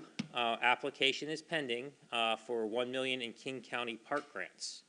And so that's a really big deal there. The remaining, what's left of the bond proceeds after we do the docks and the Redondo Pier is about 8.1 million. That number again is kind of fungible, right? If I was talking to Scott earlier, if the docks have some change orders or something, need some additional bond monies, those monies may go back from the 1.6 that he put back in the kitty. Or if the pier is a little bit higher, those numbers may go down. If both come in cheaper, those numbers may go up. So these are our best guesses at this point in time, and these numbers will shift. They will shift here or there a little bit. We were also directed to find additional monies, right? What other monies can we find? We found two additional sources. One was increasing the REIT dollars. We took a look. This project has been ongoing, so REIT monies have been coming in, and we looked at the capital projects in the REIT. An example is it's not nearly enough money, but we were storing in REIT $500,000 for the lodge down at Beach Park. Whether to demo it or to redo it or rebuild it, the decision never been made, but we're carrying that money in REIT. That's one example of some of these monies. Some of them are other road projects also, REIT monies that are capital projects. And we took a look at that and said, okay, what could we, if we need to push some monies out in the REIT process, some projects out, what could we do? How much could we have and not do any long-term damage to the capital project, just maybe put some delay on some stuff for additional REIT in the future. And we came out with, there's probably about 1.25 we could work within the real estate excise tax capital funds in the CIP. And then the other is 700,000 in one-time street vacation funds. And this goes back all the way back to the original numbers. We've been working to close out Sound Transit for quite some time, but there were portions of our right-of-way that Sound Transit has purchased through the process of their project. And 8 years in, we're finally seeing those checks. Took me a while to go back and read all the contracts and work with everyone to figure out where the checks were and where we're supposed to invoice them and close the agreements. But we've got them at, it's about 700,000. We got the last appraisal. So these monies are available. Street vacation funds, historically street vacation funds aren't a limited fund, although they are a one-time fund. But historically, a lot of street vacation funds go back into a right-of-way type project. Because the streets belong to the right-of-way funds, and usually they're used back in there. But that's not a requirement by law. So they could go elsewhere if they did not come here. And so that, looking at just these numbers here, we're looking at about $13.5 million, 13.561, that could be available if everything works through for the construction of the marina steps, right? So It's not all here yet, but that's what could be available this way. And there could be additional grants between now and construction that we would, of course, keep our eyes open for. I don't know if they'd be in the $1 million range, but there could be, there's other options out there, possibly in the grant funds in the fall. So timing, Redondo Piers value engineered. If next week I get my document from the Corps, which I'm confident after our discussions today that I will, we will bid this on June 5th. We will award probably July 10th. It might get pushed back a week. We'd like to do July 10th, but if we need more time or if there's some questions in the bidding process, we may work on that. And then they should be starting construction in August. So the pier could be coming along pretty quickly. Marina Steps, value engineering is done now. We still need to come back to council when we hear about additional grants and those types of things. And then we will be back for a decision. This is an update, no decision required at this point, just letting you know what we're working on. And by then, hopefully, we'll know what the Redondo Pier is. We'll be able to lock down some of those costs, come back to you and make recommendations on what do we want to do. And some of those decisions are based upon what funding sources come in. So we applied for the King County Parks Grant from the Park Levy, and part of the Parks Levy grant, we applied for it because we're putting in a vertical park and a splash park, right, which are part of what King County Park grants are for. And since we called them out, if we get that grant, we may have to limit, if we accept that grant, we wouldn't be able to delete them from the project anymore because they were part of the grant application. So there are those types of mixes too inside the mix, because to be eligible for the park grant, you have to be building park type stuff. And so they're in there. So, but all of that is yet to be known, and so we come back as we get that information. If everything goes good, we get the fundings we need, and everything works out, we get through the July.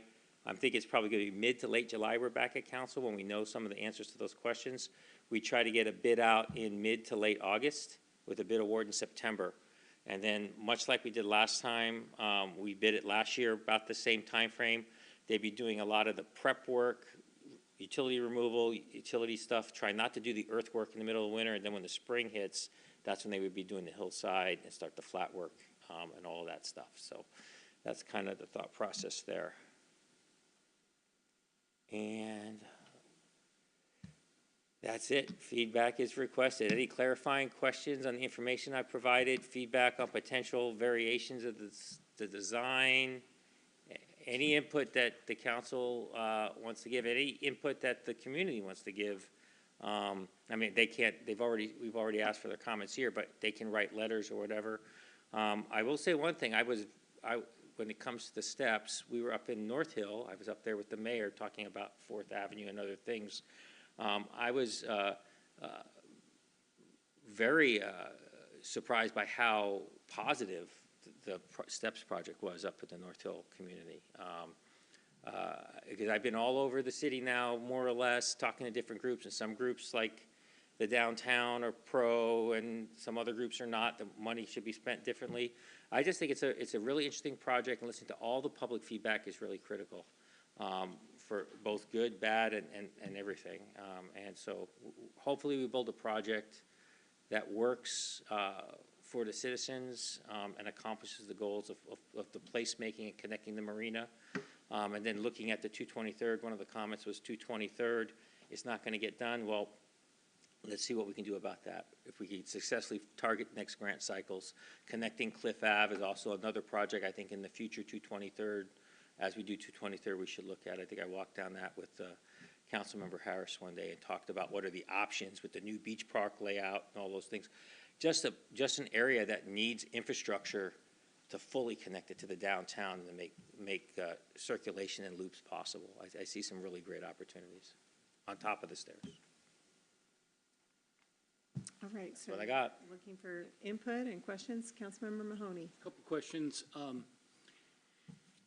In this project, if we're, say, the bids come back slightly over, is there any possibility some of the stormwater money, because of some of the things we're doing with water, could apply? Is there possibilities there? So if you're talking about the stormwater grant monies we have, those have to be spent on portions of the project that we've already identified and Okay. managing those. So we can't shift those out because those grants, much like if we get the park grant money, has to go to that specific part of the project. Yeah, I was speaking of additional funds from the stormwater fund itself. From the stormwater fund itself, probably not. Okay, just wanted to make sure. Yeah, yeah. And then, some people have mentioned that we should move the playground to the grassy area over by Des Moines Creek. But I don't think they realize that that is under a process of becoming restored and it's gonna have a whole different look. So I mean, what's your comments on that? So, adding amenities to that park can be part of that project also, right? So, but taking the funds from this side and shifting it over there is gonna be a very difficult, it's kind of like Ghostbusters, crossing the streams with the funding sources. I think we would just deny the funding source and not build the park, the vertical park on the stairs, if that was the case. But when you look at the beach park, the primary function of going to the beach park is much more environmental and wildlife driven with the salmon and the estuary, and then protecting the beach park and its facilities from global warming and sea level rise. So the functions of that park are a little bit different. Not saying that you couldn't, after we've constructed that and we've raised the height of that we could add amenities there also sometime in the future is absolutely a possibility. Yeah. But that's sometime out. And that project's like about 10 years out, probably? It's like a lot of our projects, it's all funding dependent. I think that you could get it built in 10 years, maybe sooner. Just depends on the priority of funding and how successful we are in grant writing. And then my comments are, I'm like, let's get these bids and see what it is, and I want it all. I agree, as we just had the family there, I've heard from tons of families. The playground and the splash park for there, the marina is for everybody, and we need to make sure not only that, I think the condo owners will directly benefit, the values of their condos are definitely gonna go up with such an asset to their community as well. And again, it's taking pieces over having a plan to build it, add 223rd and that connection to the city. I appreciated the comments that, yeah, there is no sidewalk, but there will be, and everything takes time and you gotta start somewhere. So thank you. Councilmember Nutting. Thank you, Mayor. I've got several comments. I'll start off with agreeing with Councilmember Mahoney. When I took this journey, I think it was 12 years ago plus, it was because I had a young family and I wanted my community that I lived in to have a place to live, walk, and work and enjoy their life. And I think $500,000 to get rid of the play structure and the splash park when we are the waterland city and have no water features whatsoever. Are you kidding me? I think we can find the money. So I'm not for that, getting rid of that portion of the project. I appreciate the presentation. Thank you, Mike. It was incredible. I do remember in February we were talking about the commodities, and lumber. Lumber is a commodity, steel is a commodity, and it falls under the USMCA, the United States, Mexico, Canada agreement. So I encourage your team to take a look at that and make sure that all responsible bidders aren't trying to get any kind of upgrades for the tariffs that they're suggesting.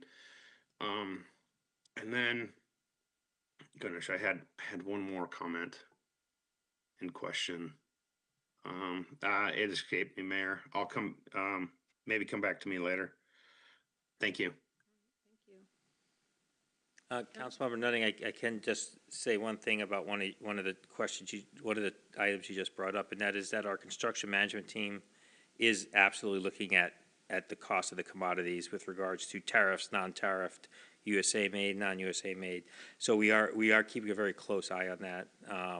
And so, yeah, I got you. All right, thank you. Councilmember Harris, Councilmember Harris? Thank you. When will you know regarding the King County grant? So I mean, will that be in time for the July vote? or- that's what we're hoping for, correct?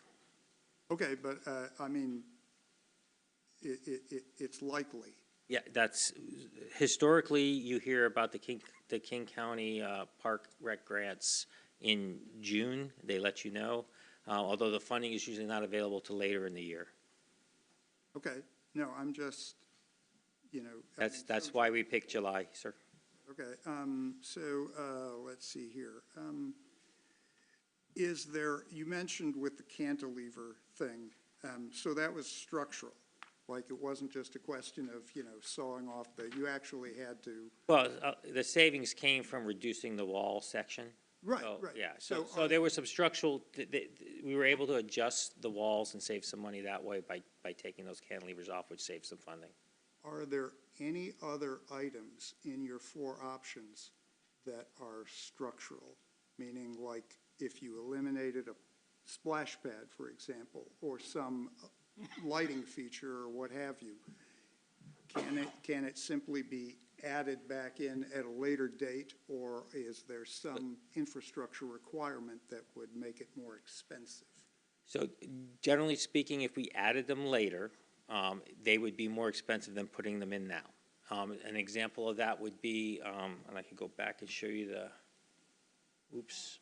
Yeah, I'm just. Okay, but yeah, so generally speaking, we could, the assumption was if we cancel the splash pad, that it is out, we're not putting pipes in underneath and all of those different things, or that $130,000 would shrink, right? That's what I'm getting. Right, and so we took it all out, and we've replaced it with just a straight concrete plaza, extended the plaza, and that's what we did. If the goal, if the council requested us to put in all the amenities for it, but don't put it in at this time, then we could do that, but that 130, I don't know what the number would be, maybe it drops to 80 or 90 savings, right? So, but then we'd still have to put in a larger plaza, and then we'd have to jack that out when we decided to go forward in the future. I was just wondering if there were like, little plumbing connections we could leave, I mean, in case later on, or if we don't do it, then there's a lot of cutting involved. I think regardless of what we do, we're gonna have to remove what's there if we decide to add it at a later date. Okay, when will the costs of the docks be firmed up?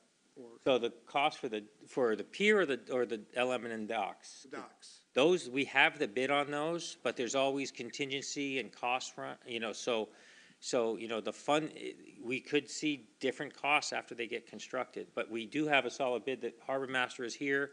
The numbers should be shored up, and there is a contingency built into that project, but in-water construction has curveballs. I hear you. I just keep thinking about why and just, and this is probably an accounting question, but do we know what year or years we are taking the REIT money from? We looked out to 25 and 26 plus the existing. We didn't go any further out than that. Okay. And same thing for the street vacation thing, that's going to come. The street vacation monies, about a little more than 500,000 of that has already come in. That we received the checks from Sound Transit about a month and a half ago when we closed out those vacations and got the appraisals and worked with Sound Transit to invoice them on that. And the last one, I just received the appraisal last week, and that was another 205,000. And so that will be running through the whole approval process, and then those monies should probably be here, I would think, by the end of June, early July. But those monies are not already allocated to another? They are not allocated. Those are new one-time monies. Okay, all right.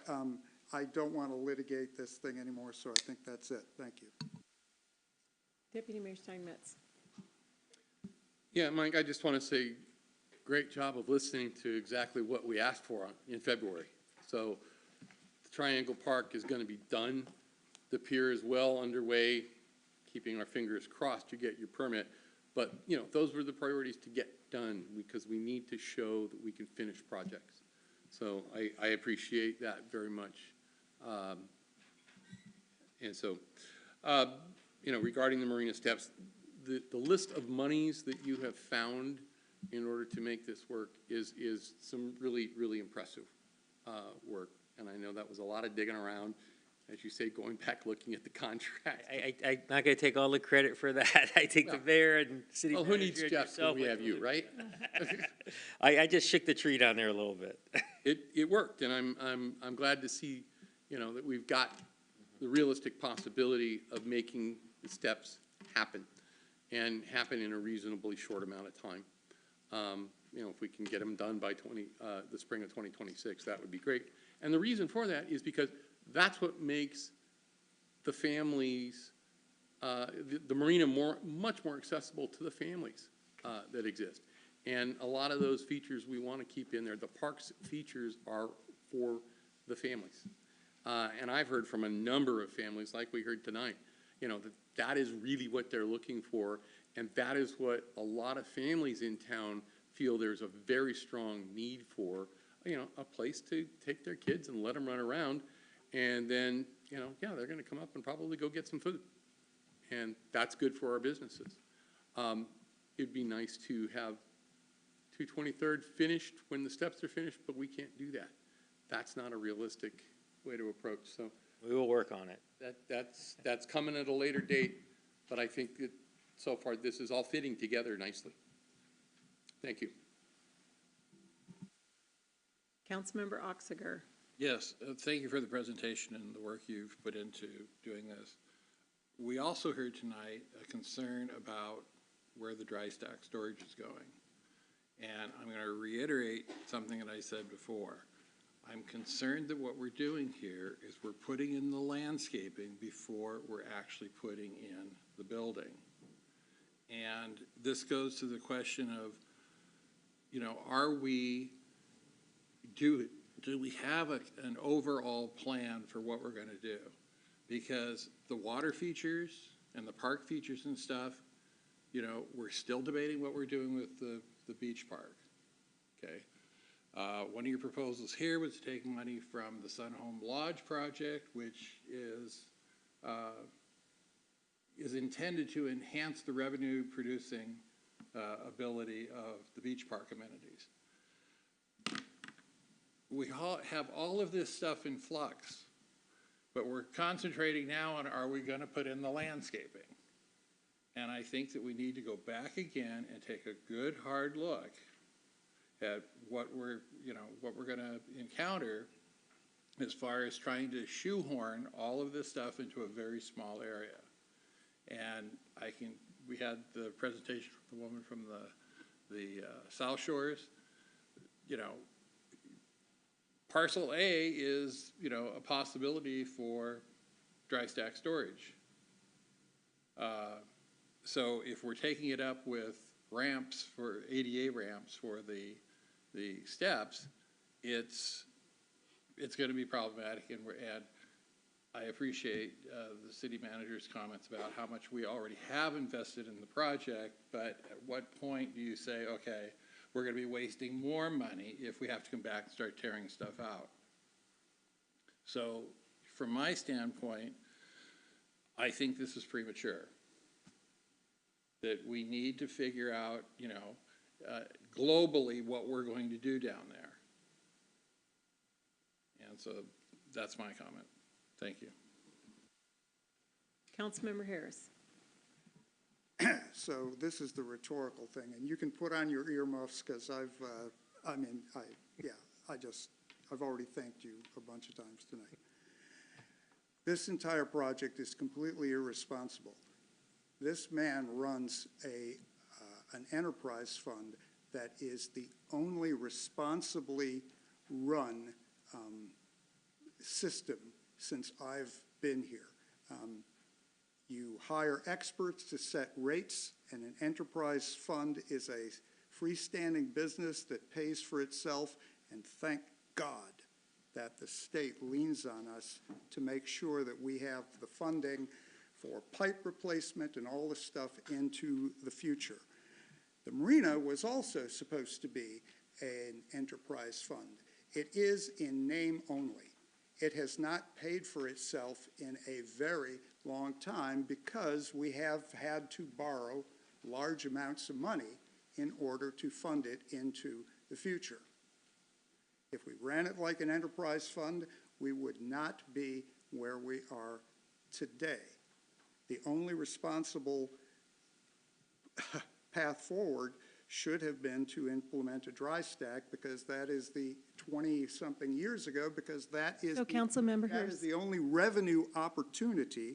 And if you build this marina steps and all that, you're taking off the table. You're basically saying that the entire area is a park.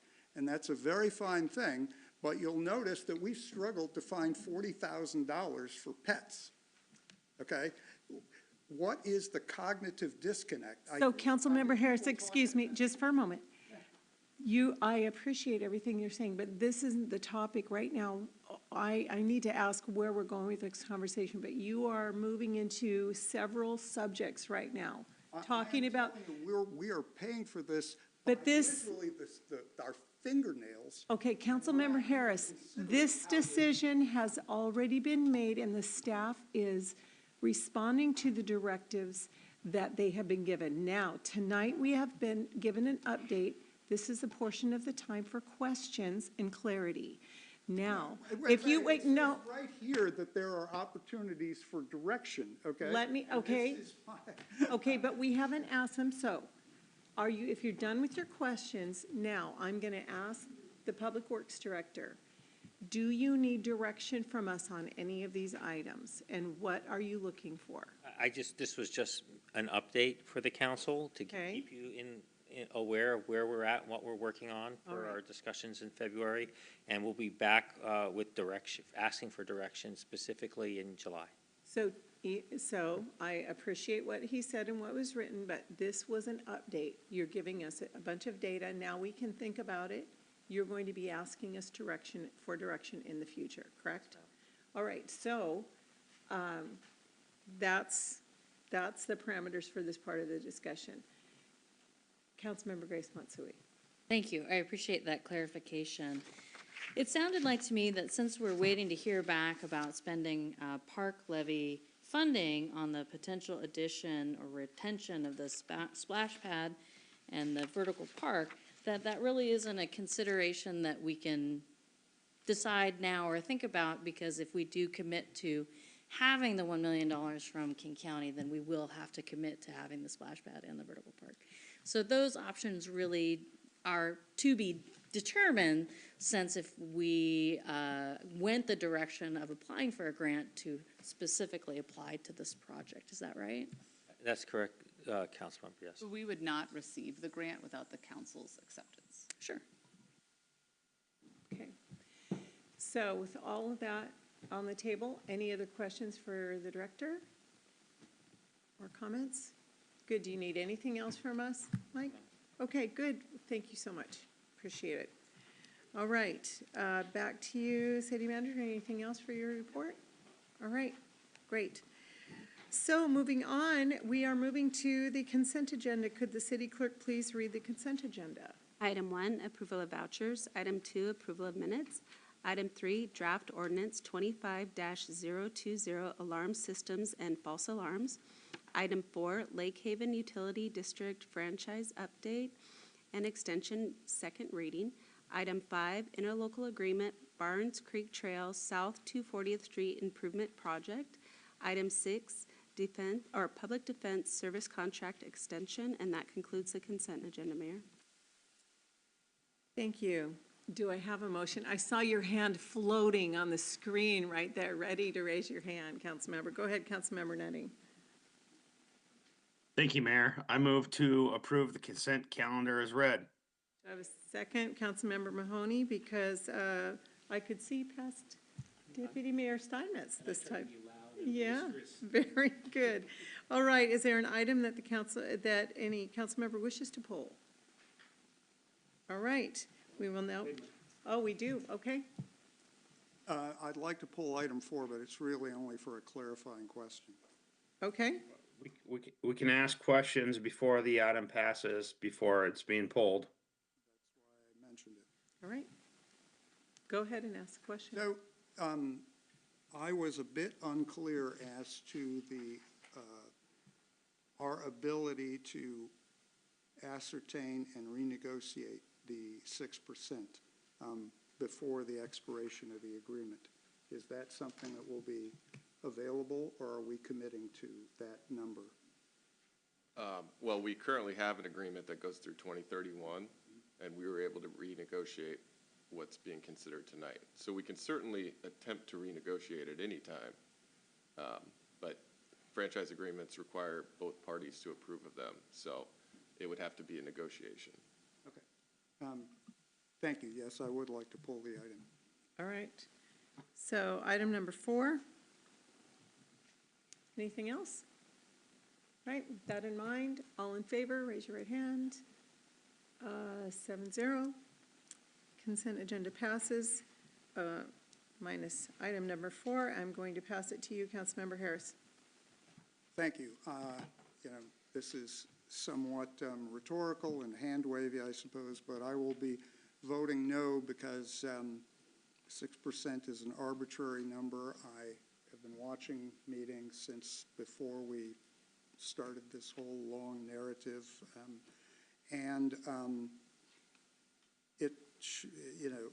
unfortunately, we're locking ourselves into a system of forever where you can never properly evaluate what our costs are and what the best strategy is for the city with any of our SPDs. And, I guess because they're so staggered, I guess there's nothing you can do about it, but it's just, it's bad policy long term. Thank you. Right. Yeah, Councilmember Mahoney. I have to disagree with Councilmember Harris. I think that, we'd had the 3 utilities that had the 6% on the franchise agreements, and then Water District 54 came in line on that as well. And then we had the situation where we were gonna almost have to wait 5, 6, 7 years to get Lake Haven to fall into the same complexity. What it is it's across the board.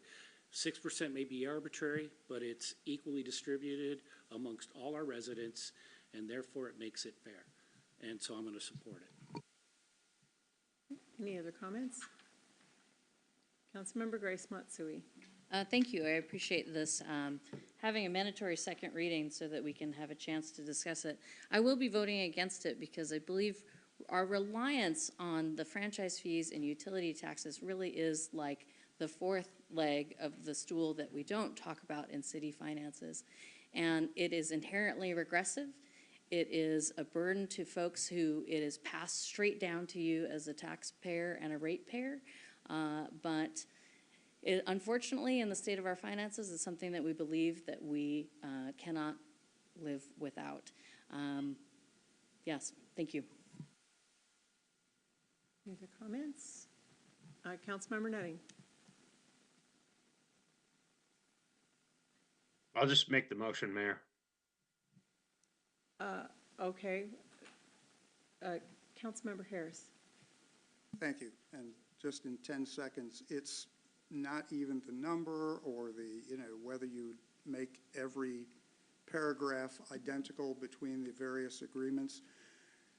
These kinds of votes every 5 years or whatever, they preclude us from doing the proper analysis as to what our true needs are. They basically take planning off the table in favor of, I guess, everybody's the same, but everybody being the same is just, it's just not great. So anyway, that's it. Let's vote. Thanks. So I guess we're having the discussion before the motion here, Councilmember Nutting, so I'm going to make a couple comments. I'm not exactly sure where some of the objection is coming from. I do know this, that our franchise agreements contain much more than just taxes. they contain protections on both sides. So the franchise agreement, this is just one element that we're talking about here, the 6%, but all of them contain the 6%. So whether it's arbitrary or not, everybody else has, every other utility and their professionals and their staff have gotten together with our professionals and staff, and they all seem to feel like it was reasonable enough. I am not a utility expert, but I have sat in some of these meetings. I know that these utilities, as part of these agreements, need to be accountable to us for different things in them. Absolutely. And I know this, it's not gonna be super exact and precise, but I do know that when we did some work up on 24th Avenue about, I'm thinking about 6 or 7 years ago, as a result of a newly made franchise agreement with Highline Water District, it saved us $750,000. And so these franchise agreements, as they come and negotiate the entire contract, they're really essential for fair work and boundaries and all sorts of things. So this tax discussion that we're having is it's a smaller element, but in regard to a regressive tax, a lot of taxes we pay are regressive. It's what's available to us. We don't have a lot of options in the city of Des Moines, and we want a lot of services and features also for there are people clamoring for more things for parks, more programs, animal control, things like that. So we do need extra resource. We are very thin. It might be regressive until we come up with something better. I feel like it's a good option. Everybody else agreed to it. I don't have a problem with doing it. And the staff, they went and did what we asked them to do. So I'm going to be voting in favor of that. Any other comments? I think I'll call for the motion. Okay. Mayor, I do have a comment before I make the motion. All right. We charge businesses business licenses to do business in our city, and this is no different.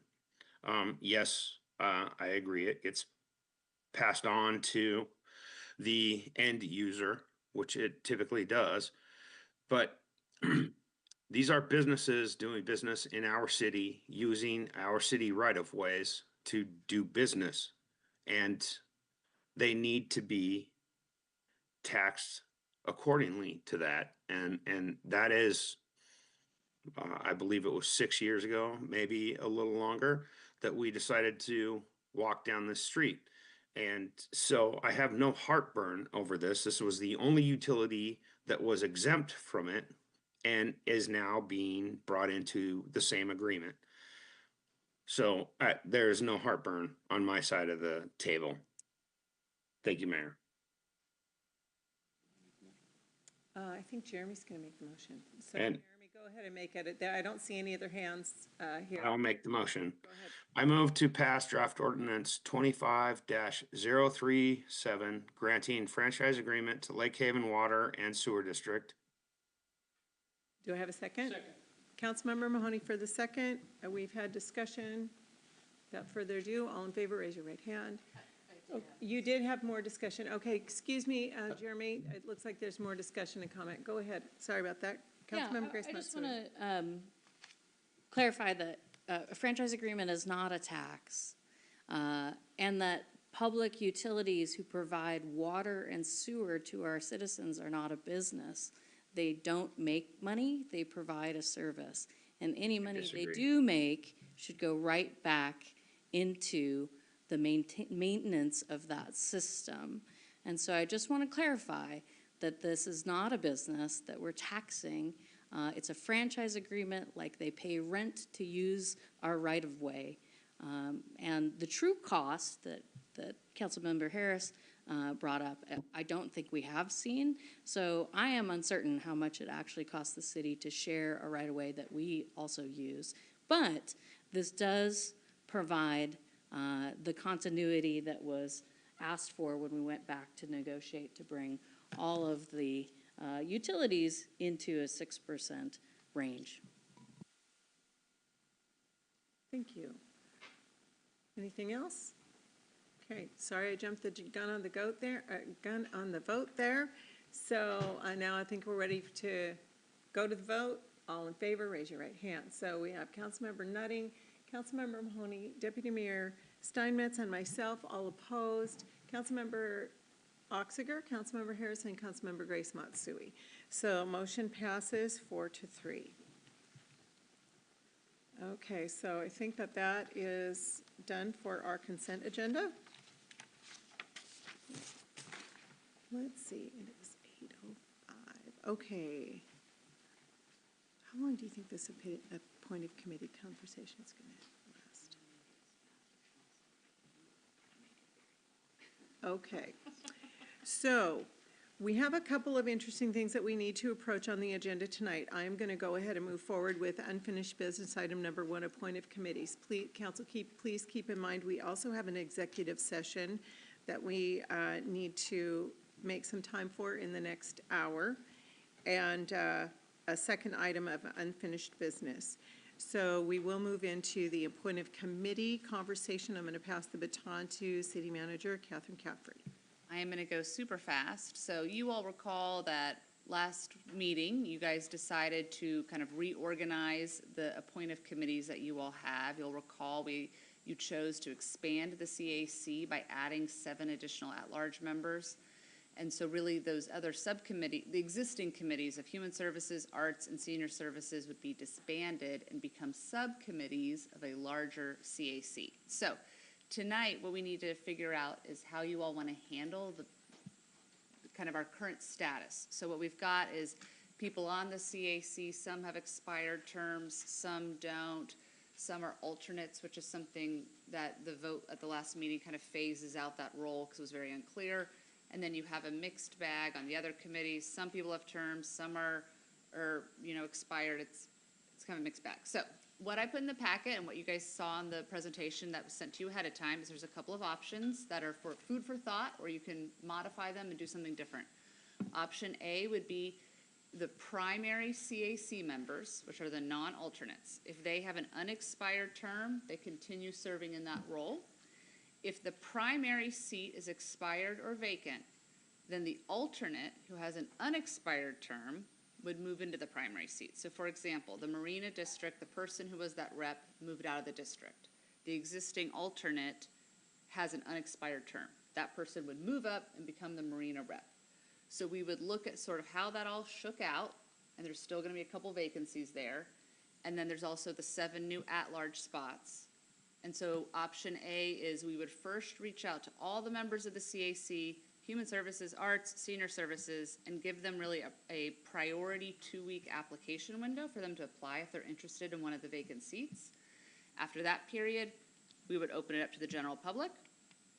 Option B is the same thing with the alternates moving up to primary, but really rather than any type of kind of priority application for people that have currently been serving, it would just be open to the public. Option C is really everybody's appointment goes away and we start from scratch and everybody applies over again. The other comment we got was a lot of desire to really recruit. Don't just use the same old tools. And so we included in there a list of everything we're going to be doing. And so that is all I have. Okay. Deputy Mayor Steinmetz. Kim, just a quick question. I noticed the Human Services Committee members, all of their current terms have expired.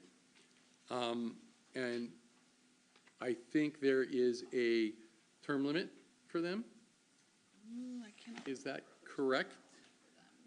There is a term limit. And if that's the case, can we waive that so that and these let them members reapply? and let them reapply, essentially start them back at least at 0? Is there a legal impediment to that? I think they could because they'd be applying for the CAC, not for Arts or Human Services. Yeah, it's a new committee, right? Yeah.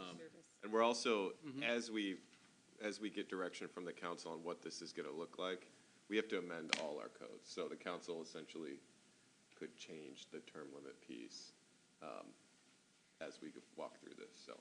So the fact that their terms have expired and there's a term limit would not be an impediment to them be appointed to the new CAC. That's correct. Under the new configuration. Thank you. Any other questions? Councilmember Harris. As a practical matter, and I could do, I don't see well, but I'm adding up the number of people who appear active across all of these, and it's like 15. So, I'm not sure we can actually field a full team unless more people, so let's assume we can, the airport committee is going to have 5 people, right? Mm-hmm. Okay, and there will be, people can serve on multiple, like you could be on the airport committee and you could be on this Citizens Advisory Committee. Is that the intent? If you all want to keep that, you can. No, I'm just trying to get a sense of if they're, just duplicative kind of thing. I'm just taking a poll. Is it known how many of the people not in red intend to reapply? I mean, just as a ballpark. I'm just trying to quantify the task at hand. I think I'd first want to clarify the red. So red means an unexpired term. Some of these people have reapplied, but because this whole reorganization was pending, we've not taken these applications to you. Also, quite a few of these people in red still show up to meetings. So the red is simply saying their term's expired. It doesn't necessarily mean they're not involved. The only area where we had that was arts, where specifically we have not received anything from those 3 people that were noted. So if Councilmember Harris, you're asking, hey, are people going to want to reapply? I think you're actually going to have the problem of you may not even get to opening it up to the general public, because I think so many people from your existing group will stay or apply for those seats. You mean from like Human Services, Senior Services, Arts Commission, that the cumulative effect, you'll have more than 18 people applying for the expanded? Well, you won't, the people that have existing terms won't be applying. So I haven't done the math on it, but let's say out of the 18 people, maybe you have to open up 11 seats. I'm just pulling that, okay? I mean, I don't know who's going to apply or not, but we have applications on file now, and just even knowing who some of those names are, I anticipate you will receive quite a few applications. Okay, that's good. That's good. Thank you. All right. Any other, Councilmember Nutting, okay. Jeremy, do you have anything? Sorry, Councilmember Nutting, do you have any questions? Okay. Councilmember Grace Matsui. Thank you. I do believe that option A gives the committee members the most choice amount if they would like to step up out of an alternate seat and into a committee seat, whether they would like to reapply, and giving priority to the folks who are already involved and already have a service to the city, I think is a great idea. So I do appreciate those options in A. I am concerned that there will not be enough seats for all of the folks who are interested in what will then turn into subcommittees. And so I'm wondering if we can talk about if subcommittees can have volunteers, or what is the composition of a subcommittee, and do they all need to be members of the CAC? Okay, so that's a new subject. So multifaceted, first question. Pick the first question. You're concerned about, first of all. Right. So I think option A is good. I am concerned that there will not be enough seats for all of the folks who are heavily involved in their smaller committee that they're on now. And I'm wondering if we can open the subcommittees to having dedicated volunteers, or do they have to be members of the CAC in order to continue on that subcommittee? In other words, so they're not really separate committees. Everything is a subcommittee of the CAC. And if you're going to do a human services focus, you need to be part of the CAC and then work on the subcommittee. That's how it's set up right now. So you're concerned about that. and you would like to, are you recommending that there would be, I guess what I'm asking, instead of opening it up to a conversation, if you could make a recommendation of something you like and see if you find interest in that. Right now, it's set up the way it is. Sure. All right. Yeah. Yes, I'll try and do that. Thank you for the direction. I'm looking out for the folks that are on the Senior Advisory Committee right now. We had a meeting, I think it was last week, sorry, my time blends together, and they expressed direct concern to me that there wouldn't be enough seats on the CIC for everybody who's on the committee now. And so I wanted to see if there was an alternate way that we could say, yes, the subcommittee contains 3 members or 4 members from the CIC, but you know, we can have those 3 volunteers still come in and still be involved, and perhaps they can go out for a CIC spot when those become available. So I just want to make sure there's room, and I hope I have support to make sure that those subcommittees can also be involved with, have volunteers involved. Deputy Mayor Steinmetz. Yeah, I mean, as I understand option A, there is nothing that would prevent a subcommittee from having volunteers. They may not be a voting member of that subcommittee, but if the subcommittee wanted to gather people to work with them, I don't think that there's any legal impediment to that. They would even a conceptual impediment to it. The council is creating this, so you can create it however you like.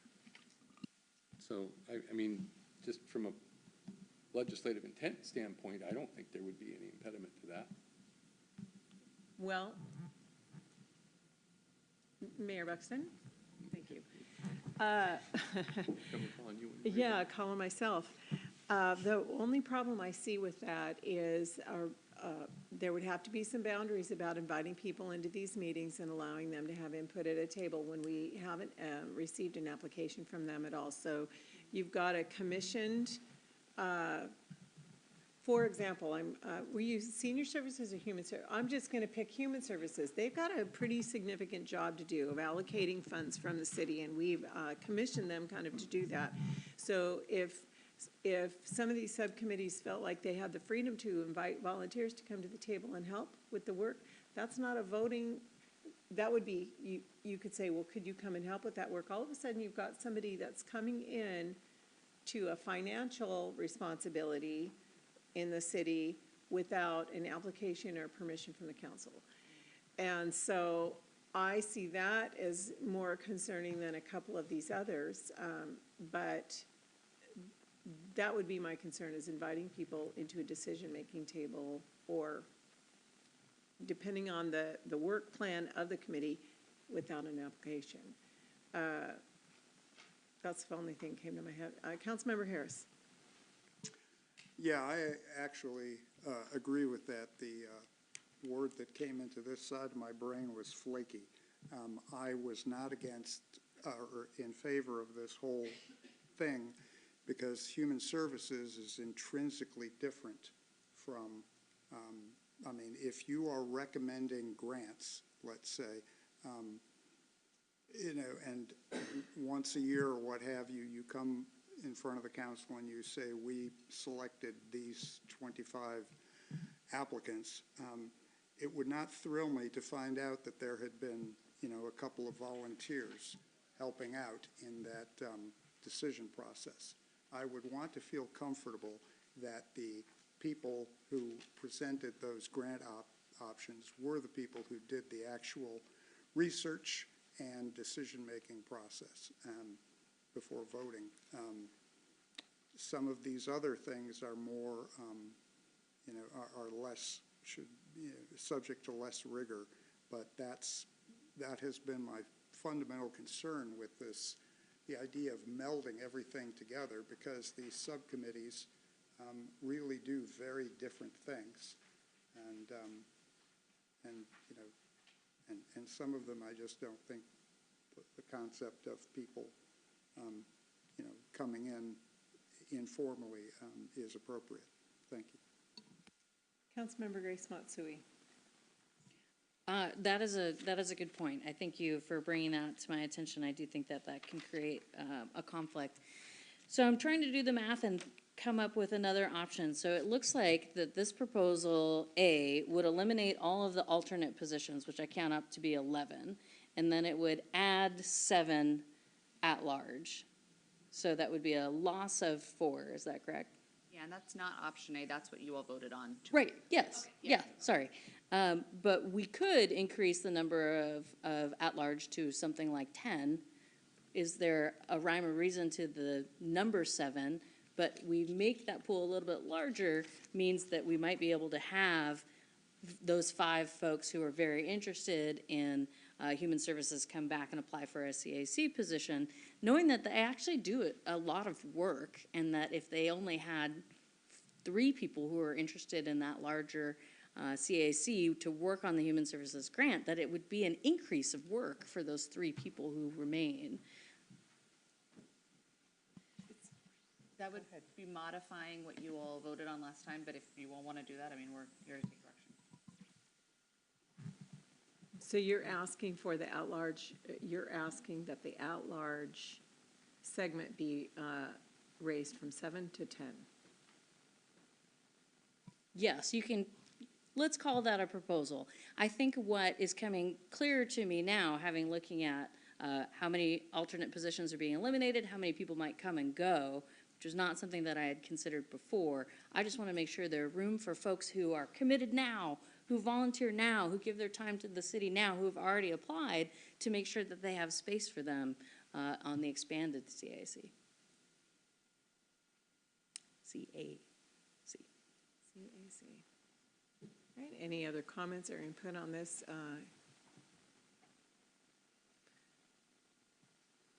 So, Councilmember Oxiger. Just for clarification, appointments to the CAC are going to be made by the council or by the mayor? They're made by the, they're applied for, made, I think they're made by the mayor and approved by the council. Okay. So if I approve it, go through the applications, everything qualifies, then it comes to the council and you vote. And if somebody has an objection for whatever reason, then you can bring it up at that time. Okay, thank you. So, what I notice with with many of these committees and the CAC is the attrition. And so what I'm going to recommend is that we allow the CAC to begin large until attrition brings it down to the 7 at-large, to the 7 out. We decided on 7. So if we can initially just allow it to be a larger, at-large group until attrition brings it to what we asked during this transition period. We're not even changing code yet. So would that be suitable for you right now? Would that help the problem that year? Just to clarify, meaning that if you're on a sitting committee right now, you could have priority to apply and be potentially placed on the CAC without regard to the number 7, Right. and we'll take anyone who wants to at this point. Right, and then. Is that what you're suggesting? Yes, and Okay. then, in other words, the at-large number in the long run is 7. But for now, while we're in transition and we're melding this together and trying to make it work, we allow people who have given into the system their ability to continue to do that. So the at-large number just becomes whatever it is until attrition brings it to the 7 that we decided. That's my recommendation. Councilmember Harris. So I have I have a question and just another question, I guess. And I may have missed it, but will it be the full body itself who selects the people on the subcommittees? Like, will there be like a vote, at their first meeting and say, Edna, Bob, you're on this thing, and, will there be nominations? Will they self-select? I think we've not figured that out yet. We have a CAC meeting next Wednesday with the existing group of people, and we're hoping to sort of talk through some of these changes, but honestly, it's very in flux, so I don't know. So if there's a preference of the council, I'm happy to hear that. Well, my preference would be let them sort it out amongst themselves. But my other thing is, how much effort would it take for the city ahead of time, ahead of that meeting, to create some kind of a doodle or survey or something like that to just, so the members themselves can get a sense of who wants to do what? Have you already done that work? No, I think that's a great idea. Kind of our plan for Wednesday was to go through the change that's happening. And then I actually just sent out the PowerPoint to them, like during this meeting. Talk through what is the work that Human Services did? What is the work that Senior Services did? What is the work that Arts did so that the CAC members could become familiar with it? And then I think that's a great suggestion to have them sort of self-identify what they're interested in, but that would kind of be step 2. Because right now, I don't think they even know really what those subcommittees all do. So I'll just, my quick follow-up is just the same grouse that I have with you, is that just that if you give them the survey ahead of time, I've noticed watching their meetings that when they try to decide things on the fly with the board and the whole thing, it takes forever. And so if you give them a few days to sort of, mull over what they want to do, they show up in the meeting and they nominate one another, and life is, moves forward such as it is. Thank you. So I have a question in regard to this. It seems to me like some of this discussion is moving into how do we deal with the details of one of these choices? In other words, if we choose, let's say we go with option A tonight, some of these details could easily be part of another formative discussion about how we're going to operate within option A. What I would like to do is, I'm sensing that is a popular option, and that some of these other things can go into option A unless somebody's so I'd like to get this decision made, if we can tonight, without solving every problem down the line. So unless somebody's got a real opposition to option A, if you have an opposition to option A, I would invite you to speak now. Raise your hand. Deputy Mayor Steinmetz. It's not an opposition. Okay. But I would like to incorporate this suggestion of Councilmember Grace Matsui that anybody that's on any of the existing committees gets priority at this point. And so that would help make it more inclusive to those that are already doing some service. So I think I want to make sure I understand, because that's what option A is. And so I think what I'm hearing is, if I'm tracking this right, the modification was option A, but really anybody that applies from this group during the priority window would be accepted as priority over anybody new. Right. And so that sounds great, and I am good with whatever you all want to do. I just want to make sure you realize we're probably not getting any new people involved. So the discussion last week of how are we going to hear from people we don't hear from and things like that, we probably won't be hearing from any of them because we'll have more than enough, just making sure everybody's aware of that. I do understand that. Okay. But I also think it's important that we make sure to keep who's already involved and work on expanding in the future. So that would be my suggestion. It looks like Councilmember Oxiger and then Councilmember Harris.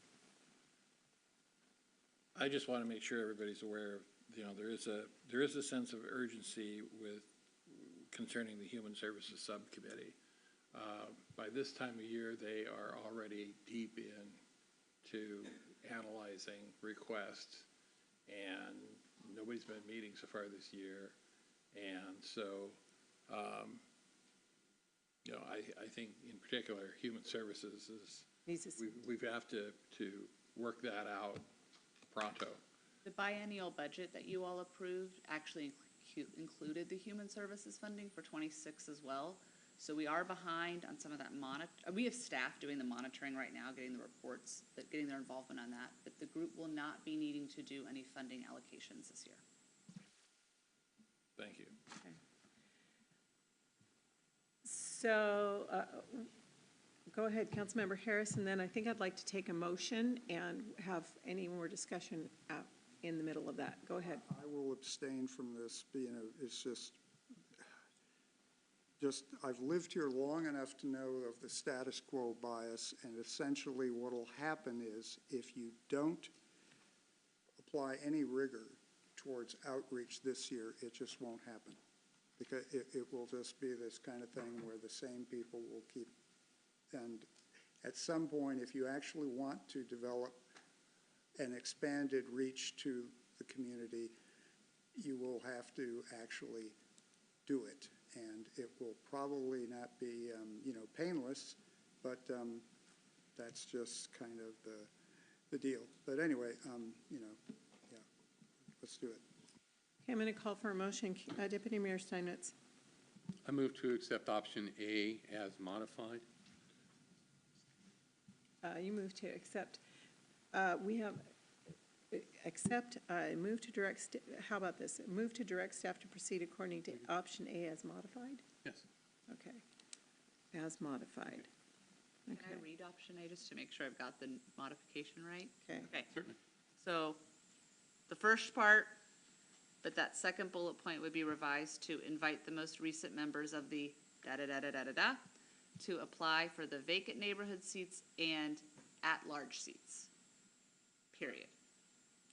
And so we probably won't get to a general public, period. Okay. Go ahead, Councilmember Grace Spencer. With the option of running heavy more than 7. Is that correct? Yeah. Yeah. Yeah.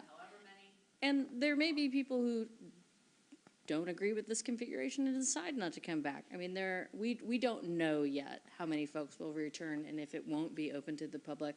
I do hope that folks give it a chance before they decide not to continue. But we also have folks that their term is expiring and they might decide to move on. So the outreach still will be needed. Okay, so we're satisfied with that motion. I second. Okay, Councilmember Nutting has seconded the motion. Discussion. Any more discussion on this?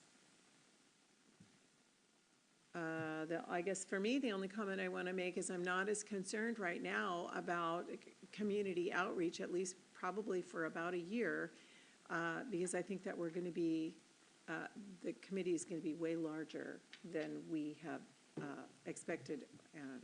So I think we are going to be more than able to accommodate the tasks. Okay, without further ado, all in favor, raise your right hand. Councilmember Nutting, Councilmember Oxiger, Councilmember Grace Matsui, Councilmember Mahoney, Deputy Mayor Steinmetz, and myself, all opposed. 0 abstain. Councilmember Harris abstains. Motion passes. Okay, now what we will need to do is dismiss to executive session in accordance with RCW 42.30.1101I to discuss potential litigation. The session is expected to last for 20 minutes or until 8:53. And that's good.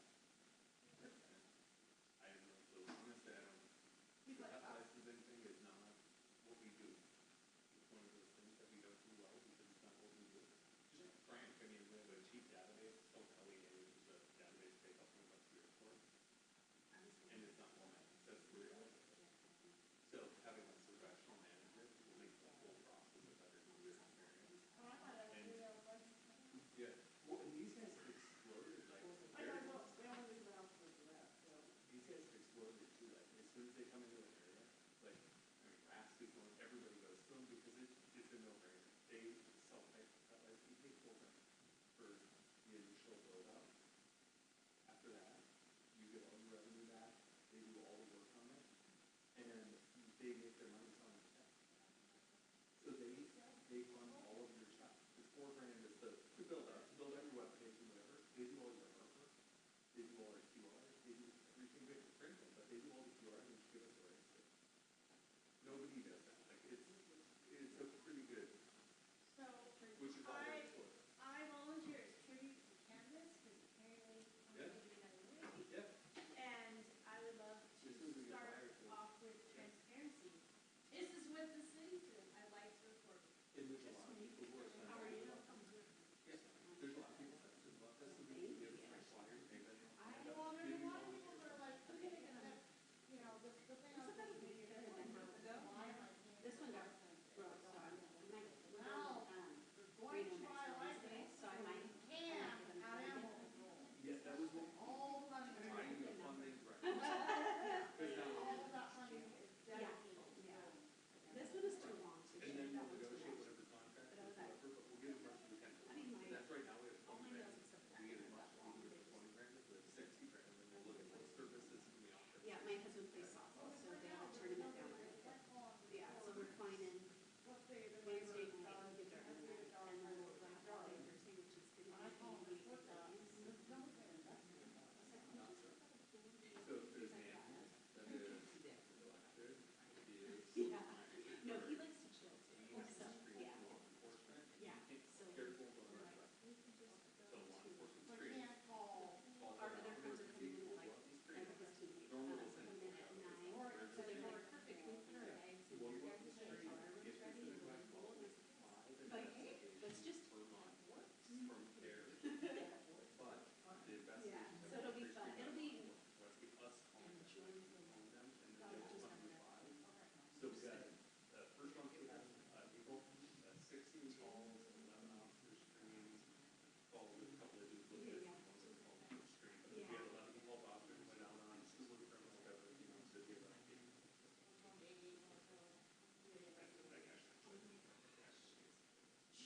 yeah. So there was two that she came out to different investigation on. There was a couple of them that the officers went out and issued citations for leash violations or for license violations. Because the officer got out there and said, well, this is an endeavor thing, but here's your citation for unretained job. So, yeah. That's good. My understanding originally was. It is criminal investigation. So anything in a neglect case could be a criminal investigation. Honestly, like it's the quarantine, that kind of stuff, she does all of that.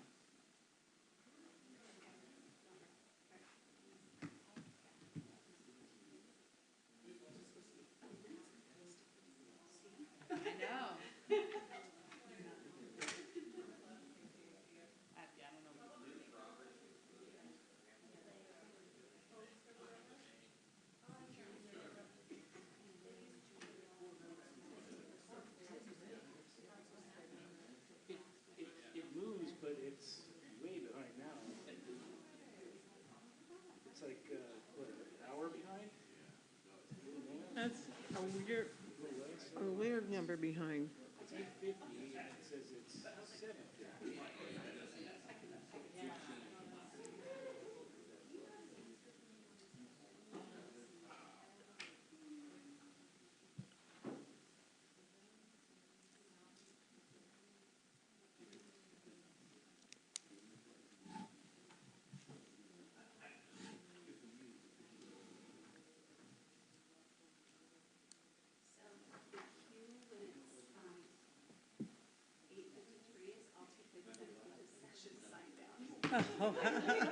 Okay. Okay.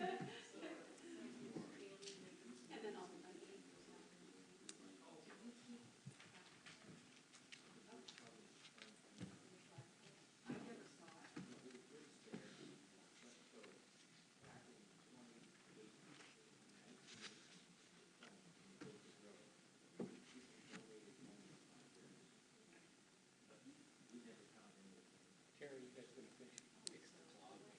Yeah. For future meetings.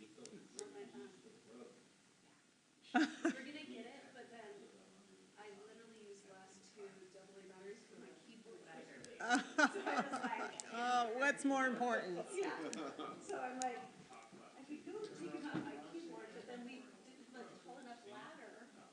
All right, you had to get some, all those public works guys, nobody could bring you a ladder. Well, we didn't, I'm teasing. it was like 15 minutes to tell, we were like. Yeah. I'm teasing. I'm teasing.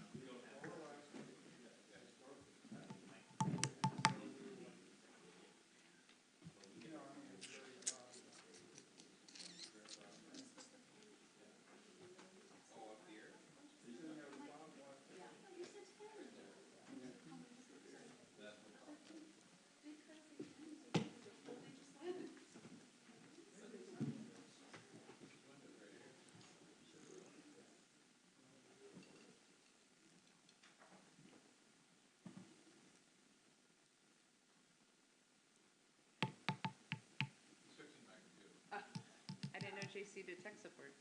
Yeah, Dad, you have to program your own VHS stuff. I'm gonna put JC to work. We got some tech needs. I mean, don't you often find yourself, say to Ben, you fix this? I say to my husband. Oh. He's tech support in the house. But usually you give it to the kid, because they have it in their house. They do. They I have it find right. things on my phone downloaded that I'm like, why do I have this? And why is it charging me $9.99 a month, Ben?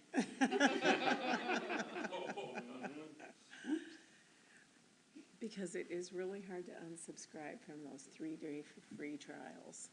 I know. And I'm They like, make it super why hard. did you download it? Know it. So you've got a permanent subscription to, what is it, Candy? Oh yeah, all sorts of stupid games. You know? Yeah, yeah. Candy Crush. Yeah, that's it, Candy that's the Crush. game. I have to admit, my That's the only one Just wait until you see the subscriptions that come as they get older. Oh, I can only imagine. I can only imagine. Oh, we are fixing the clock. I just want to be really upfront. We know that. We were just talking about that. Bonnie and I've already been I keep texting. everyone All these looking public at works what time guys, is and it they really? couldn't get a ladder.